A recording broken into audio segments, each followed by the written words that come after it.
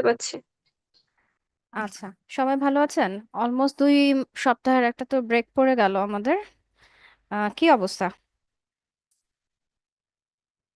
আজকে ঈদের আগে আমাদের তো লাস্ট ক্লাস। একটা নোটিশ হয়তো বা আপনারা পেয়েছেন।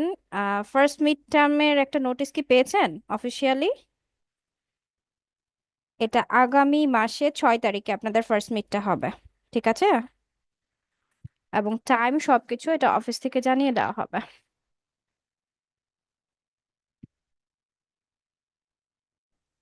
ম্যাম জি বলেন। ম্যাম মিড টার্মটাকে 6 তারিখের পরিবর্তে নেক্সট উইক মানে তার পরের উইক দেওয়া যায় 13 তারিখে। তাহলে ম্যাম বেটার হতো আর কি, মানে ঈদের পরে একদম ইমিডিয়েট এসে এক্সাম দেওয়াটা একটু আর কি প্রবলেম হয়ে যায়।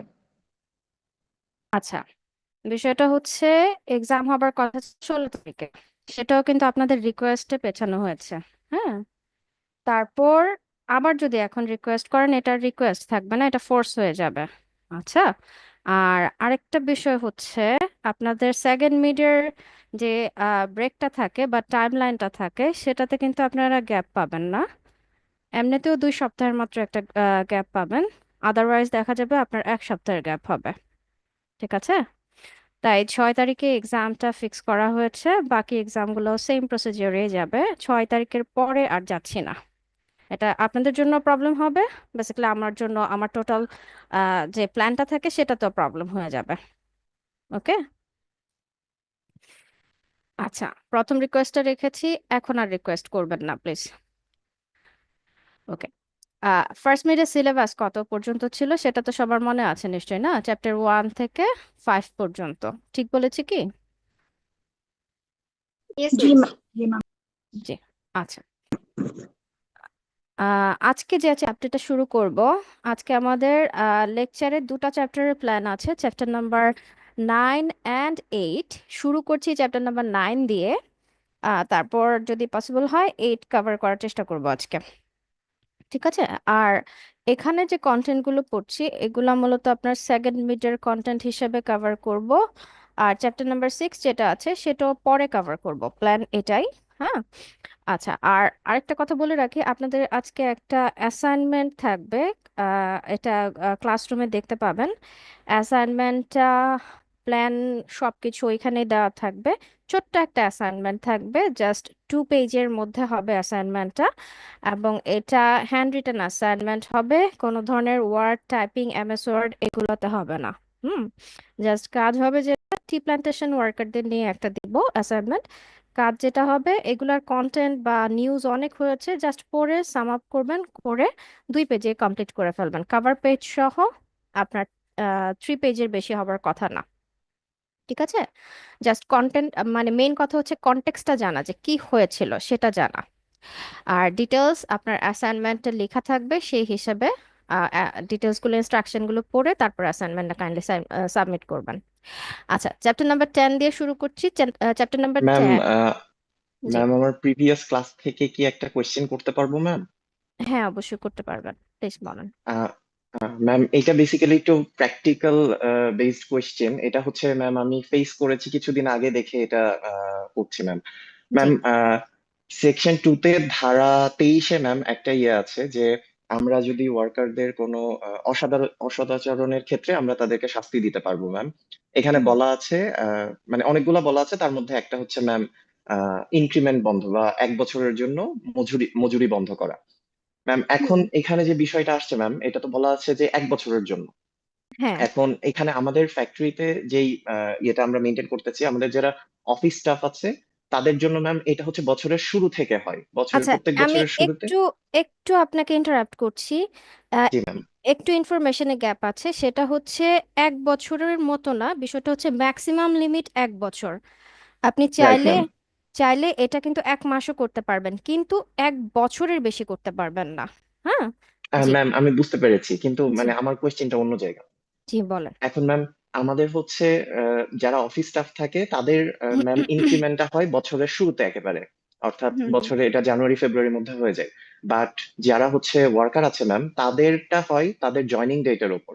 অর্থাৎ কেউ যদি মার্চ মাসের 1 তারিখে জয়েন করে, ঠিক পরবর্তী বছরে মার্চ মাসের 1 তারিখে তার হচ্ছে ম্যাম ইনক্রিমেন্ট হয়ে যাবে। এখন হুম।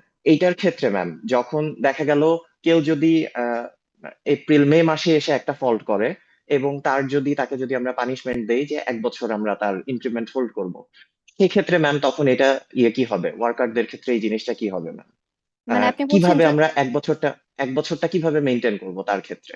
আচ্ছা, সেক্ষেত্রে বলছেন যদি মে মাসে এসে কোনো ধরনের মানে সে জয়েন করেছে ধরেন ম্যাম মার্চ মাসে। মার্চে সো এবং মার্চ মাসে করলে এখন মে মাসে যদি আমরা তার একটা ফল্টের ক্ষেত্রে আমরা তাকে পানিশমেন্ট দেই বা জুন মাসে দেই, হুম, সেক্ষেত্রে সেক্ষেত্রে কিন্তু ম্যাম আমি তার 1 বছর করতে পারতেছি না।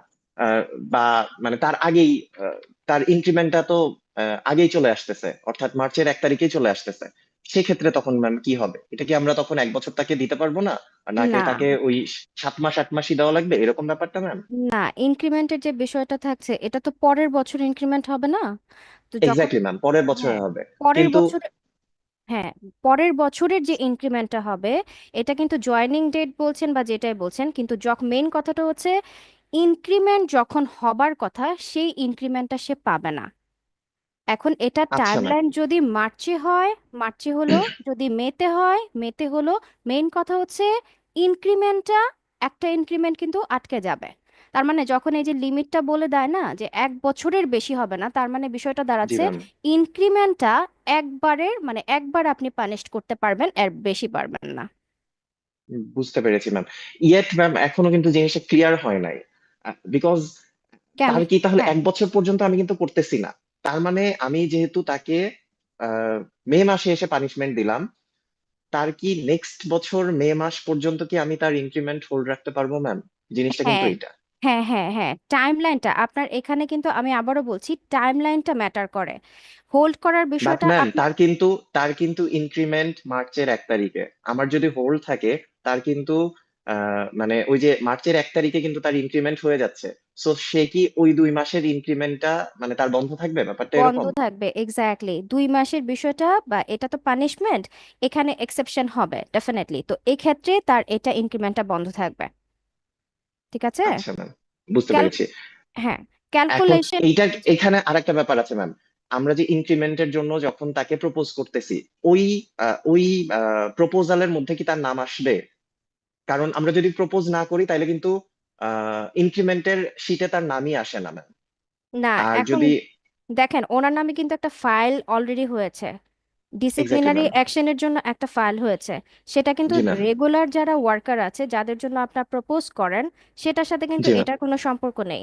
এই যে ডিসিপ্লিনারি অ্যাকশনের জন্য যেই যেই বিষয়গুলো মানে আপনার এই ফাইলে যেটা বলা থাকবে সেটাই কিন্তু আপনাকে ফলো করতে হবে। আপনি রেগুলার ওয়ার্কারের সাথে এটাকে ম্যাচ করতে পারছেন না। আমি কি বোঝাতে পারছি? বুঝতে পেরেছি ম্যাম। এইটা এইটা কি তাহলে শুধুমাত্র মানে রেগুলার ওয়ার্কারের সাথে ম্যাচ করতে পারবো না মানে কি ম্যাম? রেগুলার ওয়ার্কার বলতে বোঝাতে যাচ্ছে যারা কিনা এই ধরনের ডিসিপ্লিনারি অ্যাকশনের মানে বিষয়ে নেই, যাদের কিনা নর্মালি আপনার কি বলে এটা ইনক্রিমেন্টের যে বিষয়টা থাকে এটা তো অটোমেটিক্যালি যেটা হয়ে যায়, জি তাদেরকে ম্যাম, আমি এক্স্যাক্টলি। আসলে হ্যাঁ তাদেরকে আমি এটা রেগুলার ওয়ার্কার মেন করছিলাম আর কি, মানে যে আচ্ছা কিনা আচ্ছা, বুঝতে ডিসিপ্লিন পেরেছি ম্যাম। হ্যাঁ যে কিনা ডিসিপ্লিনারি অ্যাকশনের মধ্যে এসছে তার কিন্তু ফাইল রেগুলার যারা ওয়ার্কার আছে নন ডিসিপ্লিনারি অ্যাক্টিভিটিসের সাথে রিলেটেড আছে সেগুলোর সাথে কিন্তু কানেক্টেড হবে না। তাই আচ্ছা ওই ম্যাম, বুঝতে ক্যালকুলেশনকে পেরেছি। মার্চ করার কিছু নাই। বুঝতে কারণ পেরেছি ম্যাম। কারণ আজকের দিনে যখন আমি রেকর্ড করছি যে এটা একটা মিসকন্ডাক্ট বা এই আওতায় তাকে এই ধরনের পানিশমেন্টটা হবে, এই ফাইল এই ক্যালকুলেশন স্পেসিফিক ওয়ার্কার বা এমপ্লয়ের জন্য আলাদা কিন্তু থাকে। এবং এই এই জি যে ম্যাম। এগুলা যেমন হয় যে আমাদের রেগুলেশনে যদি বলি এগুলা যে হচ্ছে এই যে ডিসিপ্লিনারি অ্যাকশনের জন্য বিভিন্ন ধরনের পানিশমেন্টের যে বিষয়গুলো আছে এগুলো কিন্তু কমিটির মাধ্যমে হয়, কি হয়েছে এটা রিপোর্ট হয়, রিপোর্টের জি বিপরীতে ম্যাম। কি করা হবে এটা হয়। এটা কিন্তু আলাদা একটা ফাইল ম্যানেজমেন্টের বিষয় থাকে, এক্স্যাক্টলি ম্যাম, জি জি তাই না? জি। তাই না? তো জি ম্যাম। ওটা ওটা আমরা যারা আছি ধরেন আমাদের কোনো ধরনের কিছু ইস্যু হলো না, তাদের সাথে কিন্তু এটার কাউন্ট করার কিছু না। এই টোটাল ফাইলটা আলাদাভাবে দেখছে, আলাদাভাবে ক্যালকুলেশনটা হচ্ছে। বুঝতে আচ্ছা ম্যাম। পারছেন? জি ম্যাম, এইখানে আরেকটা ব্যাপার একটু আমি অ্যাড করি ম্যাম। জি এটা বলেন। মানে জিনিসটা লম্বা হয়ে যাচ্ছে। না তারপর না না, ম্যাম সমস্যা নাই, এটা হচ্ছে, বলেন। এইখানে আরেকটা ব্যাপার হচ্ছে ম্যাম, আমরা যদি আহ, ওর নাম মানে কোন একটা স্পেসিফিক ওয়ার্কার এক্স, তার হুম, নাম সে মার্চ মাসে তার ইনক্রিমেন্ট হয়, মে মাসে সে একটা ফল্ট করছে। এখন ম্যাম মার্চ মাসের এটা এটা ম্যাম বেসিক্যালি অফিস স্টাফকে নিয়ে হয়েছে এরকম একটা ইনসিডেন্ট, যে হুম অফিস স্টাফের জানুয়ারির 1 তারিখেই হচ্ছে। তো জানুয়ারির 1 তারিখে আমরা যখন তার নামে প্রপোজাল শিটটা পাঠাচ্ছি, এখন এইটা তার হচ্ছে সেই ম্যাম, এই সময় তার বার্ড, অর্থাৎ তাকে আমি ইনক্রিমেন্টটা দিতে পারবো না এই সময়, বিকজ সে একটা ফল্ট করেছে। তো হুম এখন আমরা যখন প্রপোজাল শিটটা পাঠাচ্ছি, প্রপোজাল শিটে কি আমরা তার নামটা রাখবো এবং রেখে কি উল্লেখ করব যে তার এখন একটা প্রমোশন হল্ট আছে, ইনক্রিমেন্ট হল্ট আছে, অথবা আমরা তার নামই সরাসরি বাদ দিয়ে দিব? এখন ম্যাম আচ্ছা আমরা যদি নাম টোটালি বাদ দিয়ে দেই, তাইলে হুম কিন্তু ম্যাম সে দুইটা ইনক্রিমেন্ট তার বন্ধ হয়ে যাচ্ছে, বিকজ এই বছর সে যখন ডিসকাসড হচ্ছে না পরবর্তী ইনক্রিমেন্টের জন্য, তার মানে বেসিক্যালি কিন্তু ম্যাম জানুয়ারি 1 তারিখে যারা, তারা কিন্তু ম্যাম ওই টাইম লাইনটা পার হয়ে গেলে তার নাম কিন্তু আমি আর পাঠাতে পারবো না, এরকম একটা ব্যাপার আছে ম্যাম।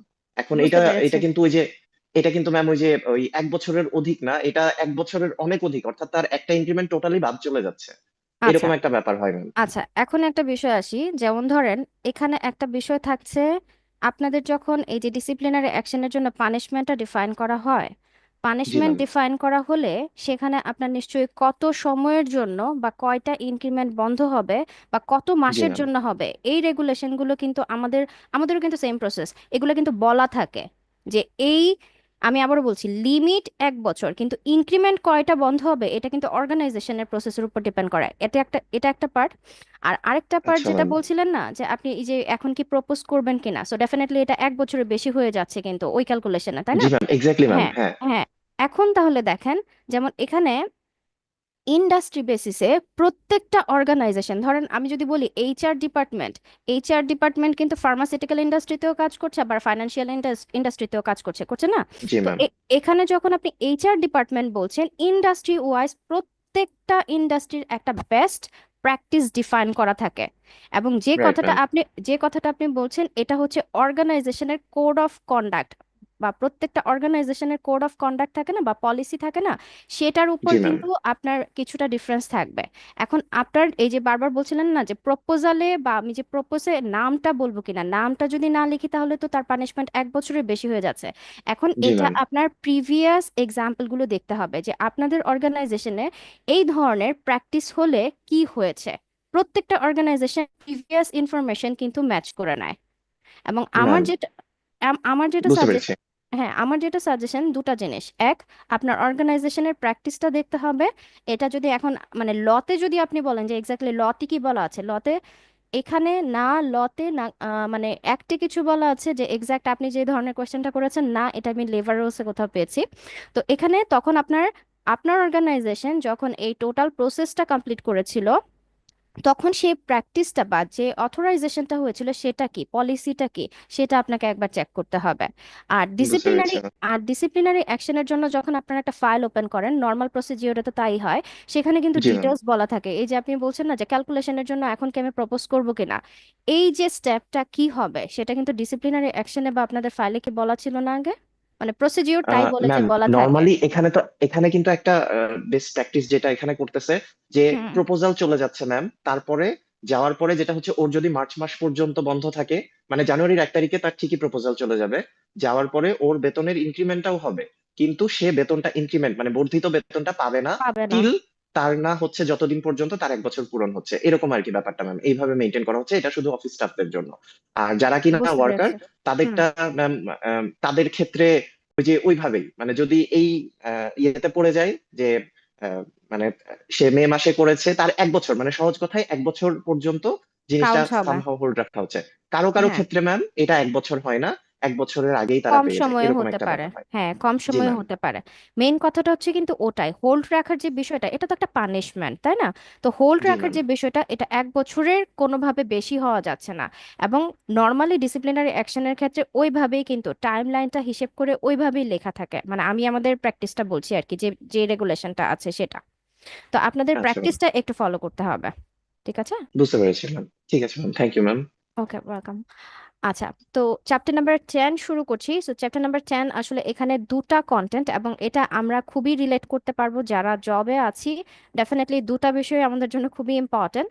কারণ হচ্ছে ওয়ার্কিং আওয়ার রেগুলেশনগুলো জানা, এবং হচ্ছে লিভ রেগুলেশনগুলো জানা, যে কি কি লিভ আমরা অ্যাভেল করতে পারি। মেইন কথা, আমি অ্যাভেল করা না, আমার অর্গানাইজেশন কি কি ধরনের লিভ আমাকে দিতে বাধ্য, এটা অর্গানাইজেশনের আলটিমেটলি বলতে পারেন রেসপন্সিবিলিটি, এবং ডেফিনেটলি এটা আমার রাইটস। সো আমার রাইটসগুলো কি অ্যাজ অ্যান এমপ্লয়ি সেটা আমার জানার প্রয়োজন আছে। ওয়ার্কারদের ক্ষেত্রে এখানে সেম রেগুলেশনগুলো আছে, বেসিক কিছু রেগুলেশন আছে, সেগুলো আমরা সবাই জানি। আর কিছু ক্যালকুলেশনের বিষয় আছে আজকে, যে কিভাবে আসলে টাইম ক্যালকুলেশন করতে হয়, সেগুলো একটু ভালো করে নোট করে রাখলে ভালো হবে আপনাদের জন্য। আচ্ছা, তো নর্মালি যেটা হয় আমরা জানি এখানে ডেইলি ওয়ার্কিং আওয়ারের একটা রেগুলেশন বলা হয়েছে, এবং এখানে যে রেগুলেশনগুলো আমরা বলছি প্রতিটা রেগুলেশন অ্যাডাল্ট ওয়ার্কারের জন্য বলা হচ্ছে। এবং যদি অ্যাডোলেসেন্টের কোনো রেগুলেশন থাকে সেক্ষেত্রে অ্যাডোলেসেন্টের কথাটা খুবই ক্লিয়ারলি বলা থাকবে, ঠিক আছে? এবং এই চ্যাপ্টারে যেগুলো আছে এগুলো ম্যাক্সিমাম জিনিস আপনার মেমোরাইজ করার। এবং লিভের যে বিষয়গুলো আছে এগুলো আমি আবারও বলছি, লেবার অ্যাক্টের যতগুলো রেগুলেশন এটা মিনিমাম, ম্যাক্সিমাম আপনি দিতে পারেন। আপনি বলতে পারেন যে এই লিভ তো আমাদের ক্যাজুয়াল লিভ 10 দিন, আরেকজনের 12 দিন, হচ্ছে কেন? কারণ হচ্ছে এটা ডিফারেন্স হতেই পারে। কারণ হলো এই যে লিভটা দিচ্ছে এটার একটা বেশি দিচ্ছে, কম তো দিতে পারবে না, বেশি যে দিচ্ছে এটার অথরাইজেশনে কিন্তু আপনার অথরিটি থেকে নিতে হচ্ছে অর্গানাইজেশনকে। একটা অর্গানাইজেশন যখন বিল্ড আপ করে, তার যখন পলিসির উপর বেস করে সে তার কাজটা করে, সেই পলিসির অথরাইজেশনটা কিন্তু এই অ্যাক্টের অথরাইজেশনের মাধ্যমে আসে, ঠিক আছে? আচ্ছা, তারপর বলছিলাম যেটা ডেলি ওয়ার্কিং আওয়ার, আমরা সবাই জানি ডেলি ওয়ার্কিং আওয়ার কত, 8 আওয়ার্স। হ্যাঁ, এখন প্রশ্ন হচ্ছে এই 8 আওয়ার্সের মাঝে আমাদের কি যে কি বলে এটাকে, ব্রেক যে আমাদেরকে দেওয়া হয়, এই ব্রেকটা কি আমাদের 8 আওয়ারের মাঝে আসবে কি আসবে না? তাহলে টোটাল প্রোডাক্টিভ ওয়ার্কিং আওয়ার কত ঘন্টা হবে? 8 আওয়ার হবে নাকি 9 আওয়ার হবে, কোনটা হবে? কি মনে হয়? রেসপন্স করেন প্লিজ। ম্যাডাম 9 আওয়ার হবে। ম্যাম 8 ঘন্টা, 8 ঘন্টা ওয়ার্কিং আওয়ার হওয়ার কথা ম্যাম। হ্যাঁ, ওয়ার্কিং আওয়ার 8 ঘন্টা হবে, আর ব্রেক যেটা দেওয়া হবে বা ইন্টারভ্যাল যেটা আমরা বলছি সেটা 1 ঘন্টা। তার মানে টোটাল যদি আমি আমার অর্গানাইজেশনে আওয়ার হিসাব করি, হ্যাঁ, সেক্ষেত্রে এটা 9 আওয়ার্স হচ্ছে, তবে ওয়ার্কিং আওয়ার 8 ঘন্টা। আচ্ছা, তবে এখানে একটা রেগুলেশনে বলা হয়েছে যে ওভার টাইম সহ সেটা ম্যাক্সিমাম 10 আওয়ার্স পর্যন্ত যেতে পারে। 10 ঘন্টার বেশি কোনোভাবেই এটা আপনি ওভার টাইম ওয়ার্কারকে দিয়ে করাতে পারবেন না। এখন এখানে এই যে 10 ঘন্টা, তার মানে ওভার টাইম প্রতিদিন ক্যালকুলেশনে আপনি 2 ঘন্টার বেশি করাতে পারছেন না। এখন যদি আমরা এভাবে বলি তাহলে কি আমরা প্রতিদিনই ওভার টাইম করাতে পারবো? না, আমরা প্রতিদিন ওভার টাইম করাতে পারবো না। এটার একটা অন অ্যাভারেজ ক্যালকুলেশন আছে, উইকলি বেসিসে একটা ক্যালকুলেশন আছে, সেভাবে আমি একটু পরেই বুঝিয়ে বলছি। তবে কিছু অর্গানাইজেশন আছে, এটা তো প্র্যাকটিস। এখন দেখেন কিছু অর্গানাইজেশন আছে যেখানে হয়, বিশেষ করে আমি যদি ফাইন্যান্সিয়াল ইনস্টিটিউশনগুলোর কথা বলি, সেক্ষেত্রে ফাইন্যান্সিয়াল ইনস্টিটিউশনগুলো তো কি হয় আমরা সবাই জানি, এক্স্যাক্টলি 10টায় তো আমরা কেউ অফিসে যাচ্ছি না। কখন যাচ্ছি? 9টা, 9:30টায়। ব্যাংকের ক্ষেত্রে যদি বলেন 9:30টায় মাস্ট আপনাকে অফিসে থাকতে হচ্ছে।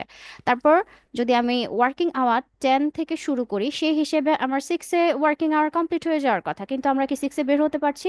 দেখা যাচ্ছে সবাই বের হতে পারছি না, কিছু এমপ্লয়ি অথবা ওয়ার্কারদেরকে কিন্তু থাকতে হচ্ছে, 8 ঘন্টার বেশি সময় পর্যন্ত থাকতে হচ্ছে। এখন কোয়েশ্চেন হচ্ছে, এই যে ফাইন্যান্সিয়াল ইনস্টিটিউশনগুলোতে ওয়ার্কার বা এমপ্লয়িরা যে বেশি সময় দিচ্ছে, এটাকে ওভার টাইমে ক্যালকুলেট করা উচিত কিনা? By regulation, by labour rules, labour act কিন্তু এটা স্পেসিফিকেশন দেয়নি, লেবার রুলস এই স্পেসিফিকেশনটা দিয়েছে। যদি অর্গানাইজেশনের একটা প্রিপারেশন থাকে, একটা অফিস আওয়ার শুরু করার আগের যে প্রিপারেশনটা এবং অফিস ক্লোজিং আওয়ারের জন্য যে প্রিপারেশনটা প্রয়োজন হয়, সেটার জন্য যদি এক্সট্রা টাইম অর্গানাইজেশন নেয়, সেটার জন্য এমপ্লয়িকে ওভার টাইম দিবে না, মানে এটা ওভার টাইমের ক্যালকুলেশনের মধ্যে পড়বে না। তার মানে আপনি 10টার আগে 9:30 থেকে যে প্রিপেয়ার থাকছেন অফিসে, ইভেন 6টার পর 6:30 থেকে 7টা পর্যন্ত আপনি ক্লোজিং এর জন্য যে কাজগুলো করছেন, এটাতে ওভার টাইম হিসেবে কাউন্ট হবে না। যখন ওভার টাইম হিসেবে কাউন্ট করার বিষয় আসবে, এটা অর্গানাইজেশন অবশ্যই বলবে। এবং এই রেগুলেশনটা আমি একটু ওয়ার্কারদের জন্য আপনাদেরকে বলে রাখি। ধরেন আপনার ফ্যাক্টরিতে আপনি আজকে ওয়ার্কারদেরকে দিয়ে আপনার কন্ট্রাকচুয়াল একটা রেগুলেশনের জন্য দেখা যাচ্ছে আমার কিছু এখন ওভার টাইমের প্রয়োজন আছে, ঠিক আছে? তা এখন আপনি যদি মনে করেন লাস্ট আওয়ারে এসেই বলেন যে হ্যাঁ এখন তুমি ওভার টাইম শুরু করো, এটা বাই রেগুলেশন করা যায় না। যেটা নর্মাল রেগুলেশন সেটা হলো ওয়ার্কিং আওয়ার শেষ হবার, রেগুলার ওয়ার্কিং আওয়ার শেষ হবার মিনিমাম 2 ঘন্টা আগে ওয়ার্কারদেরকে জানাতে হবে যে আজকে ওভার টাইম দেওয়া হচ্ছে। ঠিক আছে? তো এই রেগুলেশনগুলো হচ্ছে বেসিক রেগুলেশন, এগুলো লেবার রুলস ডিফাইন্ড কিছু রেগুলেশন। তো এটা আমাদেরকে ফলো করতে হয়। আর যদি 10 ঘন্টার ক্যালকুলেশন করতে চান, আবারও বললাম, ওই যে অর্গানাইজেশন আপনাকে এটা বলবে যে এটা ওভার টাইম, তখন এটা আপনার ক্যালকুলেশনে আসছে। আচ্ছা, আর এখানে ইন্টারভ্যালের একটা ক্যালকুলেশন দেওয়া হয়েছে, যে এখানে যদি আমরা বলি যেমন কিছু ওয়ার্কিং আওয়ার 8 ঘন্টা তো ম্যাক্সিমাম লিমিট, এখন যদি এর চাইতে কম ওয়ার্কিং আওয়ার হয় সেক্ষেত্রে ইন্টারভ্যাল কিভাবে দেওয়া হবে? যেমন নর্মালি আমরা জানি 8 ঘন্টার জন্য আমরা 1 ঘন্টা, তার মানে হচ্ছে টোটাল 9 ঘন্টা আমরা অফিসে স্পেন্ড করি, কিন্তু আমার 8 ঘন্টা এখানে প্রোডাক্টিভ আওয়ার হয়, 1 ঘন্টা আমার ইন্টারভ্যাল হয়। এখন এটা 8 ঘন্টার বেশি কাজ করানো যদি আপনার প্ল্যান থাকে সেক্ষেত্রে 8 বা 8 ঘন্টার বেশি, কিন্তু এরপরেও কিন্তু কিছু ক্যাটাগরিজ আছে। হ্যাঁ, তো সেই ক্যাটাগরির ক্ষেত্রে এই ইন্টারভ্যালের টাইমলাইনটা ক্যালকুলেট করা হয়েছে, যে কারণে বলছিলাম এই চ্যাপ্টারটা মেমোরাইজ করার পার্ট। তো এখানে ক্যালকুলেশনটা হচ্ছে, আপনি কোনো ওয়ার্কারকে 6 ঘন্টার বেশি কাজ করতে বাধ্য করতে পারবেন না যদি তাকে 1 ঘন্টার ইন্টারভ্যাল না দেওয়া হয়। তার মানে যদি আপনি 6 ঘন্টার কম কাজ করান সেক্ষেত্রে আপনার ইন্টারভ্যাল কিন্তু 1 ঘন্টা নাও হতে পারে, তখন কম হতে পারে। ঠিক আছে? এখন আসি, জাস্ট এটার সাথে রিলেট করতে পারবেন এখন। 5 আওয়ার্সের বেশি আপনি কাজ করতে বাধ্য করতে পারবেন না যদি হাফ আওয়ারের ইন্টারভ্যাল না দেন। তার মানে হলো 5 আওয়ার্সের বেশি করতে হলে আপনাকে হাফ আওয়ারের একটা ইন্টারভ্যাল দিতে হবে। যদি 6 ঘন্টার বেশি হয়, সেটা যদি ধরেন এই যে 5 and 6-এর যে গ্যাপটা দেখতে পাচ্ছেন, যদি 6 ঘন্টার বেশি হয়ে যায় তখন আবার ইন্টারভ্যাল 1 ঘন্টা ক্যালকুলেট করা হবে। আর 8 ঘন্টার বেশি আপনি কখনো বাধ্য করতে পারবেন না যদি না এই দুটা ভাগে আবার ক্যালকুলেশনটা দেওয়া হয়েছে। মানে ইন টোটাল এটা যেটা ডিফাইন করেছে সেটা হলো কোনোভাবেই আপনি 1 ঘন্টার বেশি ইন্টারভ্যাল দিচ্ছেন না। ঠিক আছে? তবে কিছু রেগুলেশন আছে, যেমন এখানে একটা condition by government regulation or gazetted অফিসের মাধ্যমে বা নোটিশের মাধ্যমে যেটা জানিয়ে দেওয়া হয়, সব ইন্ডাস্ট্রি বা সব অর্গানাইজেশনের ক্ষেত্রে তো এই ওয়ার্কিং টাইমলাইনটা আমরা ফলো করি না। যেটা আপনাদেরকে আগেও বলেছিলাম, রোড ট্রান্সপোর্টের ক্ষেত্রে, নিউজ পেপার ওয়ার্কারদের ক্ষেত্রে রেগুলেশন 8 ঘন্টার ক্যালকুলেশনটা ঠিক আছে, কিন্তু রেগুলেশনটা কিন্তু ডিফারেন্ট হয়। হ্যাঁ, তো এখানে যারা হার্ড ওয়ার্কিং বা লেবার ইন্টেন্সিভ ফার্ম যেগুলো আমরা জানি, যেখানে ধরেন এই যে শিপিং ইন্ডাস্ট্রি আছে বা মিলস ফ্যাক্টরিজ এগুলো যেগুলো আছে যেখানে কিনা অনেক বেশি ফিজিক্যাল স্ট্রেংথ দিতে হয়, সেই ধরনের ফ্যাক্টরিগুলোতে আবার রেগুলেশন বলা আছে এরকম। যেমন ধরেন কনস্ট্রাকশন সাইটে যারা কাজ করে, তো এখানে হেভি ওয়ার্ক করে না, তো সেই ক্ষেত্রে বলা হয়েছে রেগুলেশনটা অনেকটা এরকম যে 2 ঘন্টা কাজ করবে, হাফ আওয়ারের একটা ব্রেক দিবে। এটা কম্পালসারি, ঠিক আছে, কিন্তু ওয়ার্কার যদি না নিতে চায়, কিন্তু এটা রেগুলেশন। এই ধরনের হার্ডওয়ার্ক যেগুলো আছে সেগুলোর ক্ষেত্রে 2 ঘন্টা টানা কাজ করার পরে ওয়ার্কারকে একটা হাফ আওয়ারের ব্রেক দিতে হয়।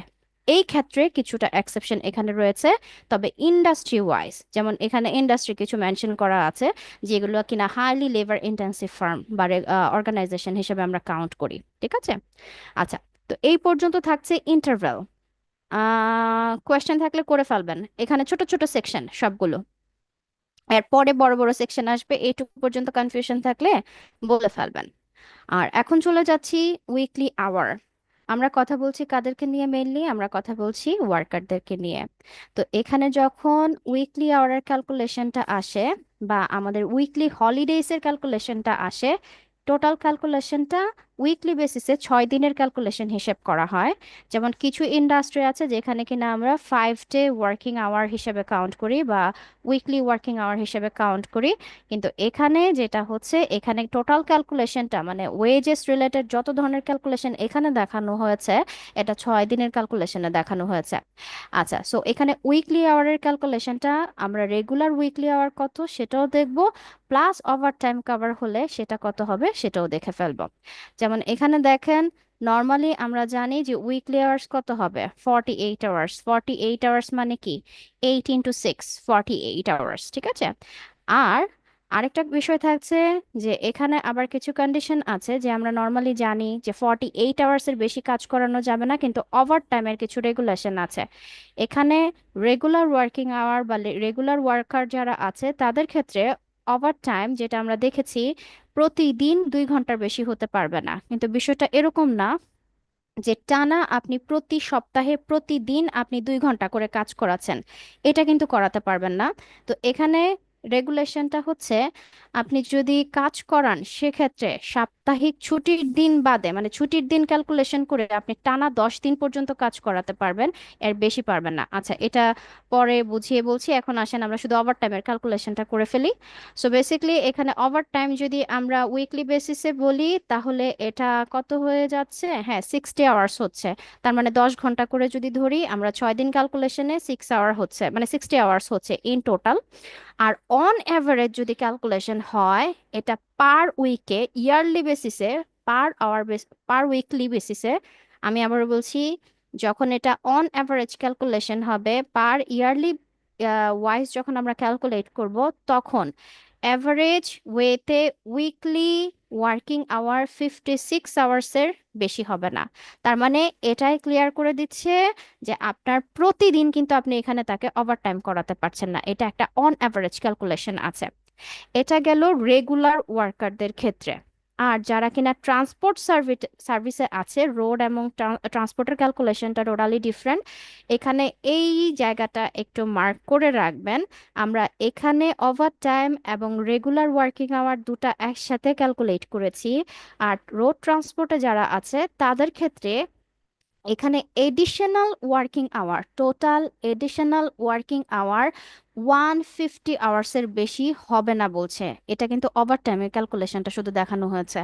টোটাল এডিশনাল ওয়ার্কিং আওয়ার 150 আওয়ারের বেশি কোনোভাবেই হবে না। ঠিক আছে?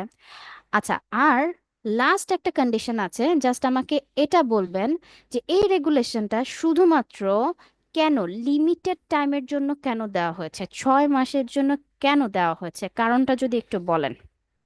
আছেন তো সবাই? আর অনলাইন ক্লাসে এত ডিলে করে আসলে হবে?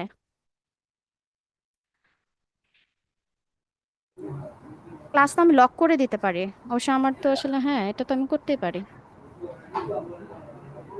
আচ্ছা বলেন, 6 মাস কেন লিমিট দেওয়া হয়েছে, এর বেশি দিলে কি হতো?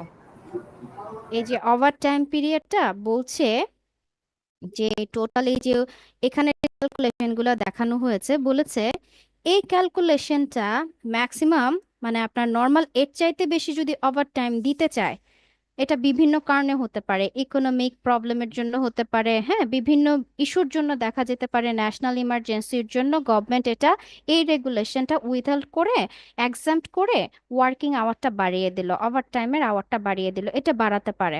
তবে এটার একটা লিমিট থাকবে, লিমিটটা হচ্ছে অনলি ফর 6 মান্থস। কেন? এটা 1 বছর 2 বছর হলে কি হতো? প্রবলেম ছিল?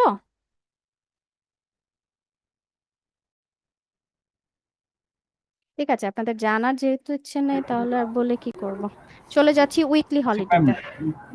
তবে ম্যাম এই ওভারটাইম যেটা ম্যাম আছে সেটা যদি ম্যাম কোনো স্টাফ ওয়ার্কার যদি উইলিংলি করতে চায়, জি, তবে কি প্রতিষ্ঠান কি তাকে দিয়ে করাইতে পারবে?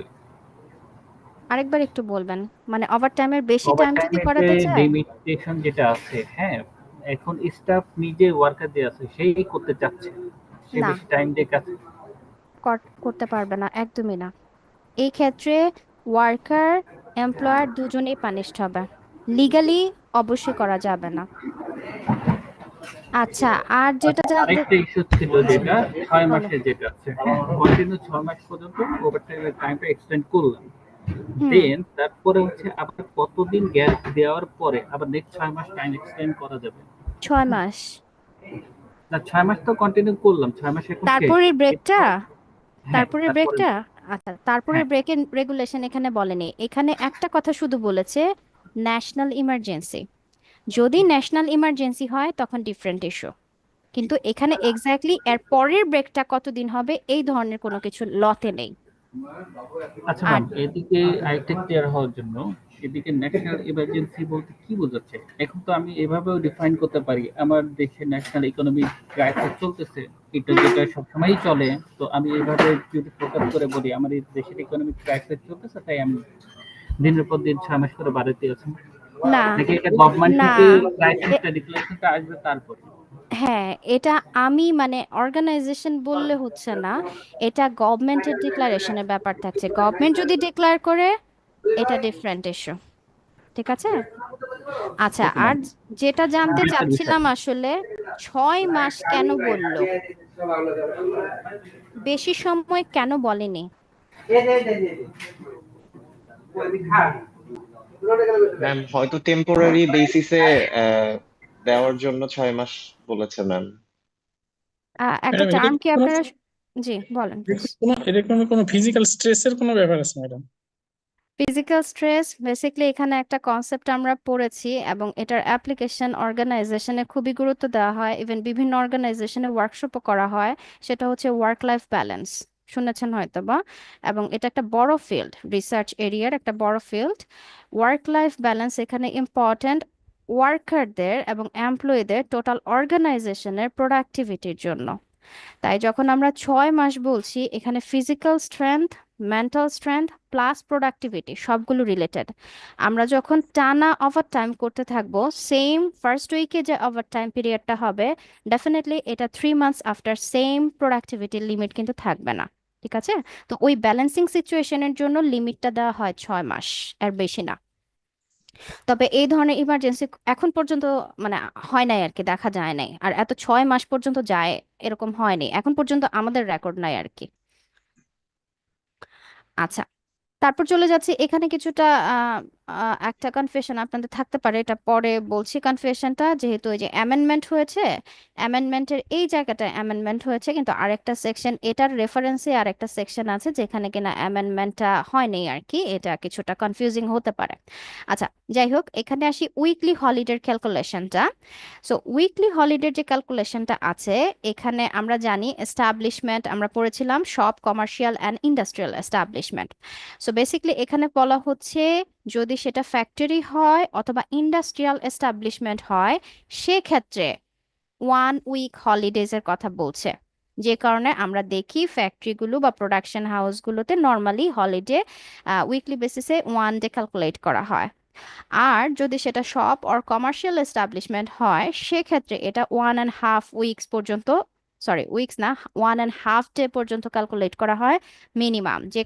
যে কারণে অনেক জায়গায় আমরা দেখি কমার্শিয়াল এস্টাবলিশমেন্ট যেগুলো আছে, ধরেন বিভিন্ন ধরনের শপিং মলগুলো, দেখা যায় 1.5 দিনের একটা ছুটি থাকে। আবার কোথাও কোথাও দেখা যাচ্ছে অনেক জায়গায় বা অনেক ধরনের ইনস্টিটিউশনগুলোতে সেগুলোতে হচ্ছে 2 দিনের আমরা ছুটি দেখতে পাই। হ্যাঁ। তো এখানে হচ্ছে এই রেগুলেশনটা কভার করছে এইভাবে। সো এটা 13-এর একটা অ্যামেন্ডমেন্ট, আগের রেগুলেশনটা ডিফারেন্ট ছিল। 18 এর অ্যামেন্ডমেন্ট, সরি 18-এর একটা অ্যামেন্ডমেন্ট, তার এর আগের রেগুলেশনটা ডিফারেন্ট ছিল। আর সরি, রোড ট্রান্সপোর্ট সার্ভিসের ক্ষেত্রে যেটা আছে, সেটা ক্যালকুলেশন হলিডে এখানে ডিফারেন্ট। এখানে মেইন কথাটা হচ্ছে 24 আওয়ার্সের একটা কনসিকিউটিভ হলিডে কাউন্ট করা হবে, টানা 24 আওয়ার্স।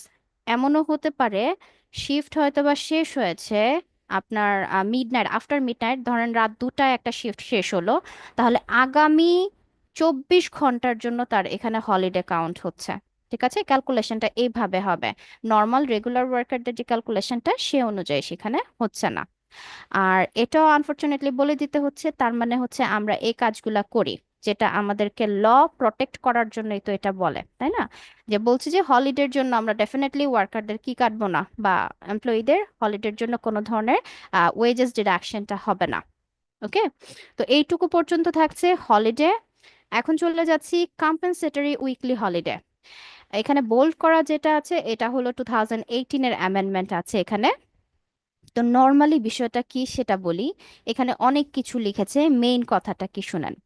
মেইন কথাটা হচ্ছে অনেক ধরনের ইনস্টিটিউশনগুলোতে দেখা যায় না, যে ধরেন কোনো কারণে বা ফেস্টিভ আওয়ারগুলোতে বা কোনো কারণে হলিডেতে কেউ কাজ করেছে বা কাজ করিয়ে নেওয়া হয়েছে, সেটা ওয়ার্কারদের ওয়ার্কারদের কনসেন্টে হয়েছে, ডেফিনেটলি এটা এমপ্লয়ার রিকোয়েস্ট করেছে এই কারণেও হতে পারে, অথবা ওয়ার্কার নিজ থেকেও করতে পারে যে হলিডেতে কাজ করে নিচ্ছি।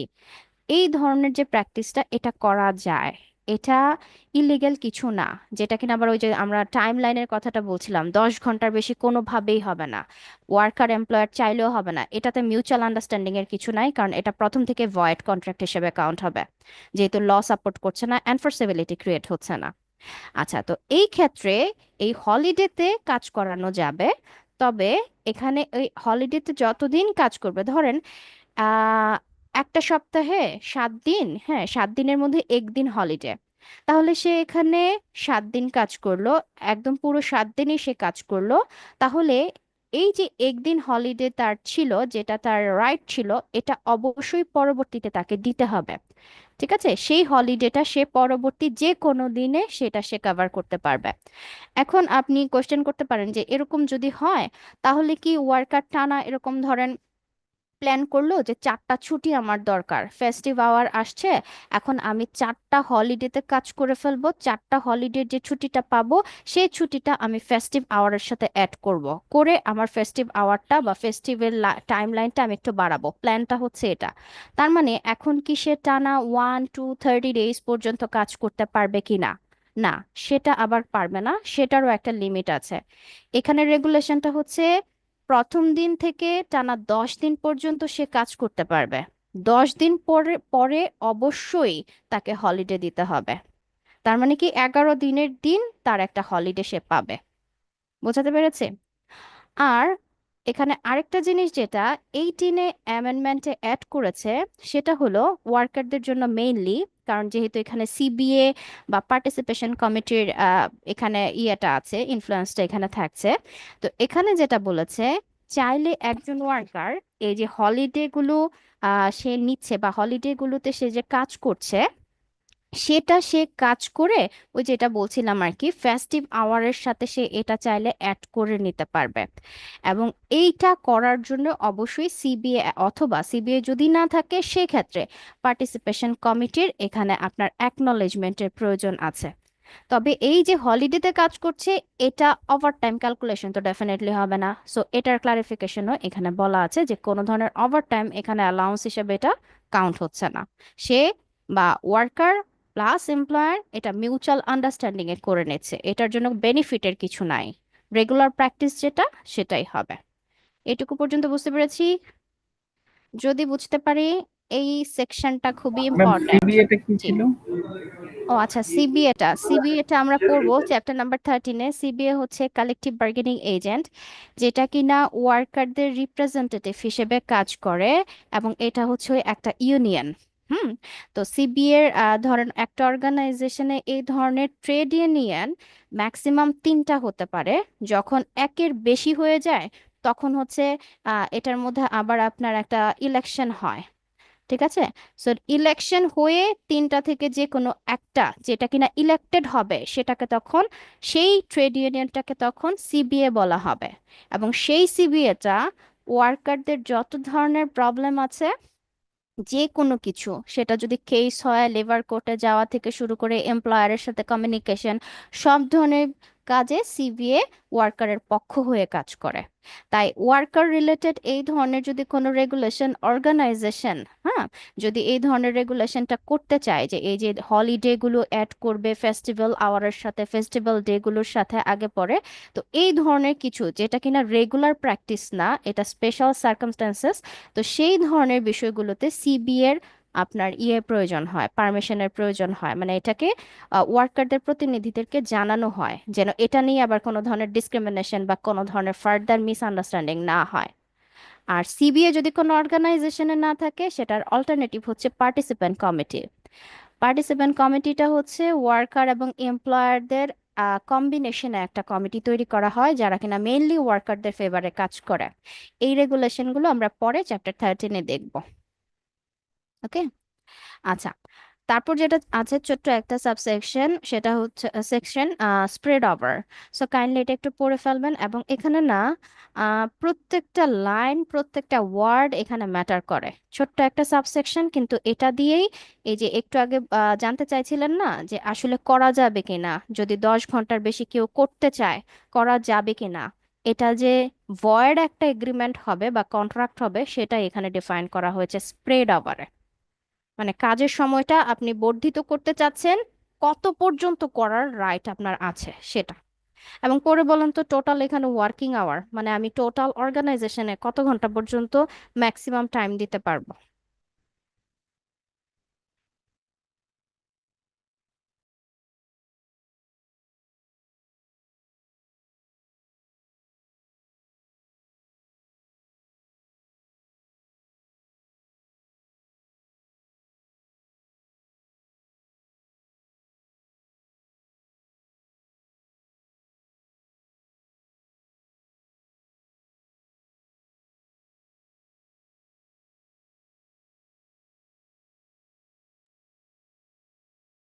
ন্যাশনাল ইমার্জেন্সি এখানে আসলে হঠাৎ করে মনে হলো ন্যাশনাল ইমার্জেন্সি একদম এক্সাক্ট যদি খুব খারাপ সিচুয়েশনটা বোঝায় এটা আমরা ওই যে শ্রীলঙ্কার এক্সাম্পলটাও কিন্তু ধরতে পারি। ন্যাশনাল ইমার্জেন্সি এই ধরনের কনটেক্সট ডিফাইন করবে। আচ্ছা বলেন ইন টোটাল এখানে তাহলে এখানে কিন্তু প্রত্যেকটা ওয়ার্ড ম্যাটার করছে যেটা বলছিলাম। এটা ইনক্লুসিভ ডিফাইন করছে নট এক্সক্লুসিভ। হ্যাঁ, সো ইনক্লুসিভ হচ্ছে উইদাউট ইন্টারভ্যাল সবকিছু মিলে এখানে বলছে উইদাউট ইন্টারভ্যালে 10 আওয়ার্স হবে। সো উইথ ইন্টারভ্যাল যদি ক্যালকুলেশন করি আমার একটা অর্গানাইজেশন বা এস্টাবলিশমেন্টে আমি টাইম স্পেন্ড করতে পারছি ম্যাক্সিমাম 11 আওয়ার্স টোটাল বিষয়টা। তবে সেক্টর ওয়াইজ কিছুটা ডিফারেন্স থাকবে। আবারও বলছি sector transportation, T plantation, news paper, different kind of port, এই রেগুলেশনগুলোতে ডিফারেন্ট হবে টাইমলাইনটা। ঠিক আছে, স্প্রেড ওভারটা একটু মার্ক করে রাখবেন। আচ্ছা তারপর চলে যাচ্ছি নাইট শিফট। এইটুকু পর্যন্ত কনফিউশন আছে বা কোনো কোয়েশ্চেন আছে থাকলে বলে ফেলেন। Any kind of queries please, আছে কি? ম্যাম তাহলে কি ওয়ার্কিং আওয়ার একটা উইকে হাইয়েস্ট 60 আওয়ার্স ম্যাম? হ্যাঁ, হাইয়েস্ট আচ্ছা 60 আওয়ার্স। আচ্ছা তবে অন অ্যাভারেজ ইয়ারলি ক্যালকুলেশনে যদি হয় সেক্ষেত্রে এটা 56-এর বেশি হবে না ইয়ার ক্যালকুলেশনে যখন যাব। বুঝতে পেরেছি ম্যাম। আচ্ছা এখন যেটা বলছি এটা হচ্ছে নাইট শিফটের রেগুলেশন। নাইট শিফট বলতে যারা কিনা আমরা বিয়ন্ড দ্য মিডনাইট কাজ করে, যেটা কিনা আমরা বেশিরভাগ ক্ষেত্রে ট্রান্সপোর্ট ইন্ডাস্ট্রিতে দেখতে পাই, তারপরে হচ্ছে আহ, কি বলে রোড ট্রান্সপোর্টেও দেখতে পাই। হ্যাঁ, তো এই ধরনের অর্গানাইজেশনগুলো বা ইন্ডাস্ট্রিগুলোতে এই ধরনের শিফটের বিষয় আসে। মিডনাইট মানে তো এটা আমরা সবাই জানি এখানে বাই ল 12টার পরে যে কাজটা হয় সেটা বোঝায়। আচ্ছা, তো যাই হোক এখানে যারা নাইট শিফটে কাজ করে তাদের ক্ষেত্রে বলছে বা এই ধরনের ওয়ার্কারদের ক্ষেত্রে বলছে হলিডে কখন কাউন্ট হবে সাবসেকশন এতে, এবং এখানে ফলোয়িং ডে মানে পরবর্তী দিন কখন কাউন্ট হবে সেই ক্যালকুলেশনটা। আচ্ছা তো এখানে যে ক্যালকুলেশনটা সেটা হলো কি হলিডে, এটা একটু আগেও বলেছিলাম যখন কাজ শেষ হবে নাইট শিফটে যদি রাত 3টাতে কাজ শেষ হয় তার মানে হচ্ছে টানা পরের দিন মানে সে টাইমলাইন থেকে শুরু করে টানা 24 ঘন্টা হিসেব করে পরবর্তী সময় থেকে তার পরবর্তী দিন কাউন্ট হবে। ঠিক আছে। আচ্ছা আর নাম্বার বিতে যে রেগুলেশনটা আছে এটা এখানে দুইটা বিষয় এখানে একসাথে বলা হয়েছে। সেম জিনিস, পরবর্তী দিন কখন কাউন্ট হবে, কনজিকিউটিভ আওয়ার কখন যখন শিফট শেষ করছে সেখান থেকে টানা 24 ঘন্টা সেটা হচ্ছে তার জন্য পরবর্তী দিন হিসেবে কাউন্ট হচ্ছে।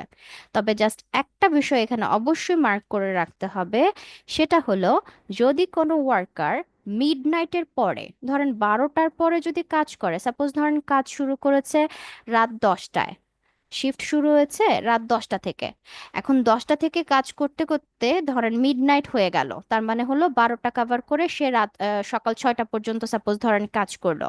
তো এই সিচুয়েশনে তার এই যে টোটাল 8 ঘন্টার ক্যালকুলেশনটা, এই ওয়েজেসটা বা ওয়েজেস টাইম বা পিরিয়ডটা ক্যালকুলেট করা হবে কি পরের দিনের সাথে নাকি আগের দিনের সাথে?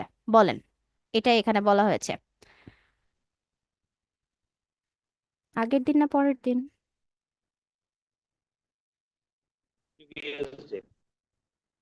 রাইট, প্রিভিয়াস ডে এর সাথে কালেক্ট করা হবে, কাউন্ট করা হবে। ঠিক আছে, পরের দিন না আগের দিনের ক্যালকুলেশনে হবে। তার মানে যদি সে শনিবারে কাজ শুরু করে রবিবারে কাজ শেষ হয় তার মানে শনিবারের ওয়ার্কিং টাইমের সাথে সেটা ওয়েজ টাইম পিরিয়ডের সাথে ক্যালকুলেশনটা হবে।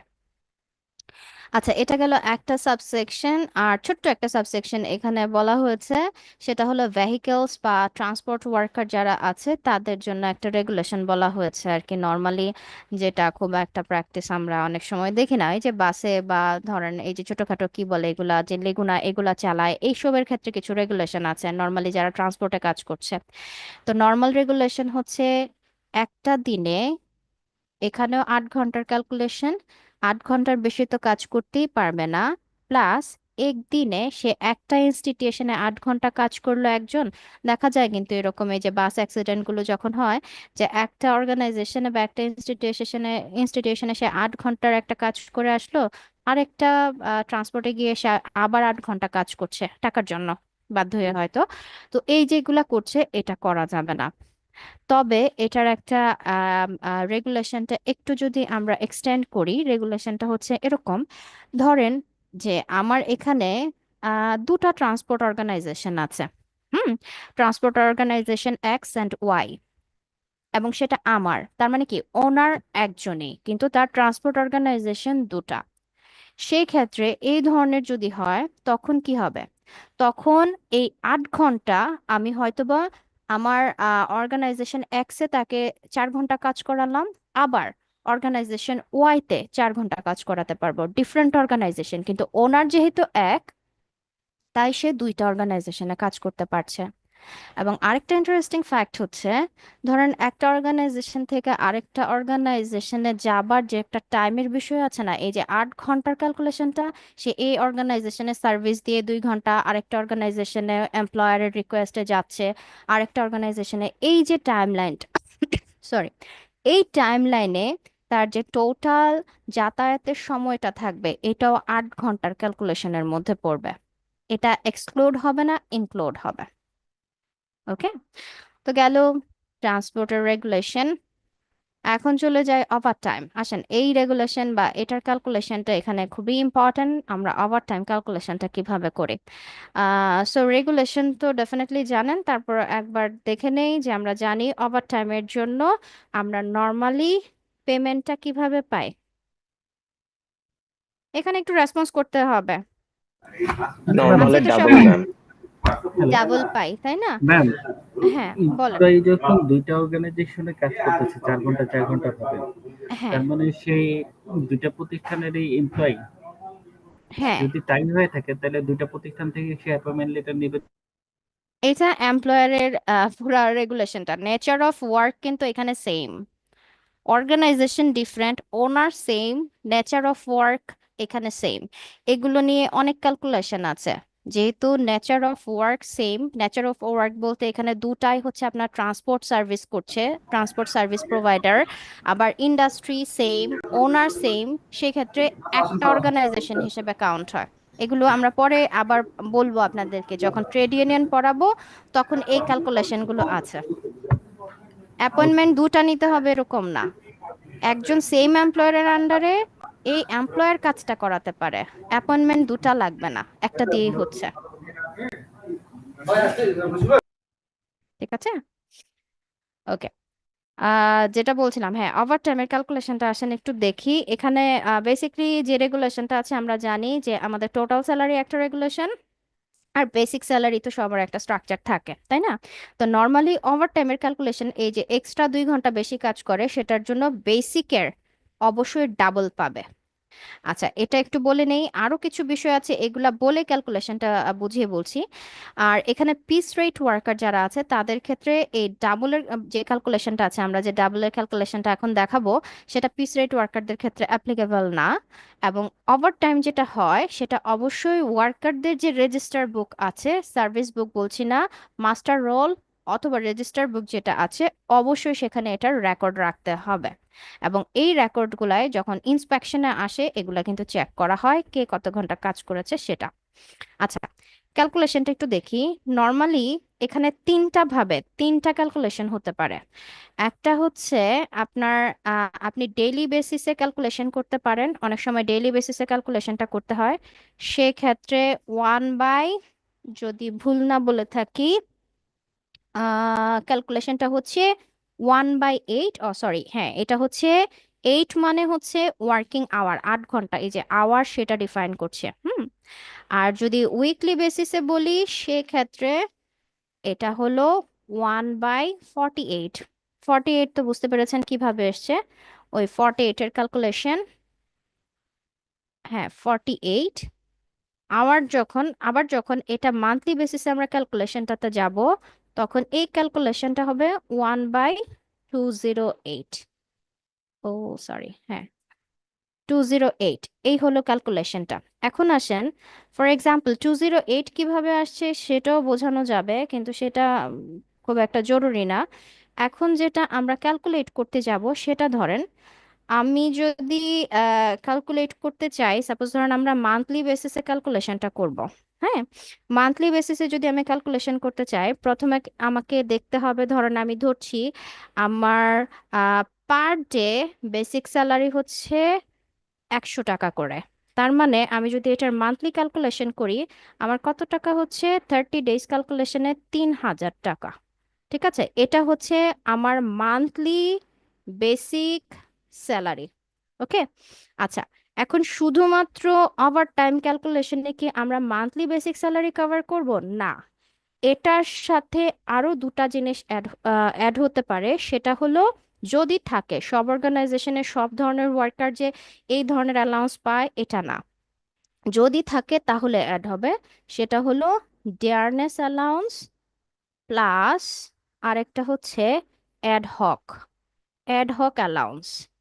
এখন ডিয়ারনেস অ্যালাউন্সটা হচ্ছে, আমরা যেটা জানি আমাদের একটা স্যালারি স্ট্রাকচার আছে সবার, এবং এটা যখন আমরা ওয়ার্কারদের কথা বলি সেটাও কিন্তু যে আপনার মিনিমাম ওয়েজেস বোর্ড আছে, মিনিস্ট্রির একটা উইংস, সেখানেও কিন্তু ইন্টারন্যাশনাল যে পে রেটটা ওয়ার্কারদেরকে দেওয়া হয় সেই রেটের কিন্তু একটা, আর মানে রেট বাংলাদেশেও ফিক্স করা হয় যে মিনিমাম একজন ওয়ার্কারকে কত পে করা হবে ইন্ডাস্ট্রি বেসড।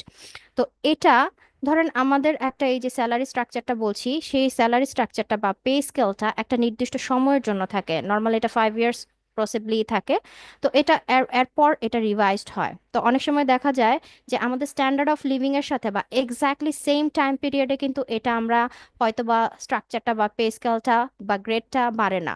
তো তখন দেখা যায় কি, আমাদের স্ট্যান্ডার্ড অফ লিভিংটা বা কোয়ালিটি লাইফটা আমরা বিলো স্ট্যান্ডার্ডে চলে যাই। যেমন দাম বাড়ছে জিনিসের, কিন্তু সেই হিসেবে অ্যামাউন্ট বা স্যালারি বাড়ছে না।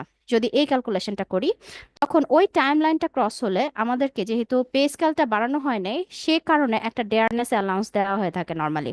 এবং যখন আমাদের স্যালারি স্ট্রাকচারটা আবার পাস হয়ে যায় নতুন, তখন ওই অ্যালাউন্সটা কিন্তু বাদ হয়ে যায়। তাহলে এটা যদি থাকে তাহলে ওভারটাইম ক্যালকুলেশনে অ্যাড হবে, যদি না থাকে তো নেই। আর অ্যাড হক যেটা, সেটা হচ্ছে আসলে সাডেন বা আনপ্ল্যান্ড যদি কোনো ধরনের চেঞ্জেস হয়, সেক্ষেত্রে যদি অর্গানাইজেশন থেকে বলা হয় ওয়ার্কারকে, স্পেসিফিক ওয়ার্কারকে, যে তাকে একটা স্পেসিফিক অ্যামাউন্ট দেওয়া হবে প্রতি মাসে। ধরেন এমন হলো যে ওয়ার্কার কোনো একটা কিছু হলো, অর্গানাইজেশন একটা প্রবলেম হলো, তার এখানে কোনো ধরনের অ্যাক্সিডেন্ট হয়েছে বা সে এখন সাফার করছে, এখন একটা মানে এটা নিয়ে কোনো ধরনের নর্মাল রেগুলেশনে গেলে কত টাকা দিবে কি হবে এটা, মানে আপনার ফাইল রেডি করা, প্র্যাকটিস কি হবে, তারপর গিয়ে আপনার কম্পেনসেশনের বিষয়টা আসে। ধরেন নর্মালি ঠিক করা হলো যে তাকে এই মুহূর্তে প্রতি মাসে 1000 টাকা করে দেওয়া হবে। এটা হলো একটা সাডেন প্ল্যান হিসেবে, অথবা একটা প্ল্যান ওয়াইজ একটা অ্যামাউন্ট ফিক্স করা হলো, ধরেন স্পেসিফিক একজন ওয়ার্কারকে। এই ধরনের যদি অ্যাডহক থাকে, সেক্ষেত্রে সেটাও অ্যাড হবে ওভার টাইমের ক্যালকুলেশনের সাথে। আপনারা কি আছেন, শুনতে পাচ্ছেন তো না? বুঝতে পারছেন তো, রাইট?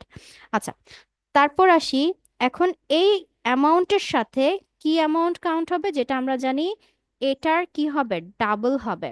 তার মানে বেসিকের ডাবল হচ্ছে ইনটু, যেহেতু আমরা মান্থলি ক্যালকুলেশন করছি, এখানে আসবে আপনার 208, আর এই যে 1 এখানে আসবে।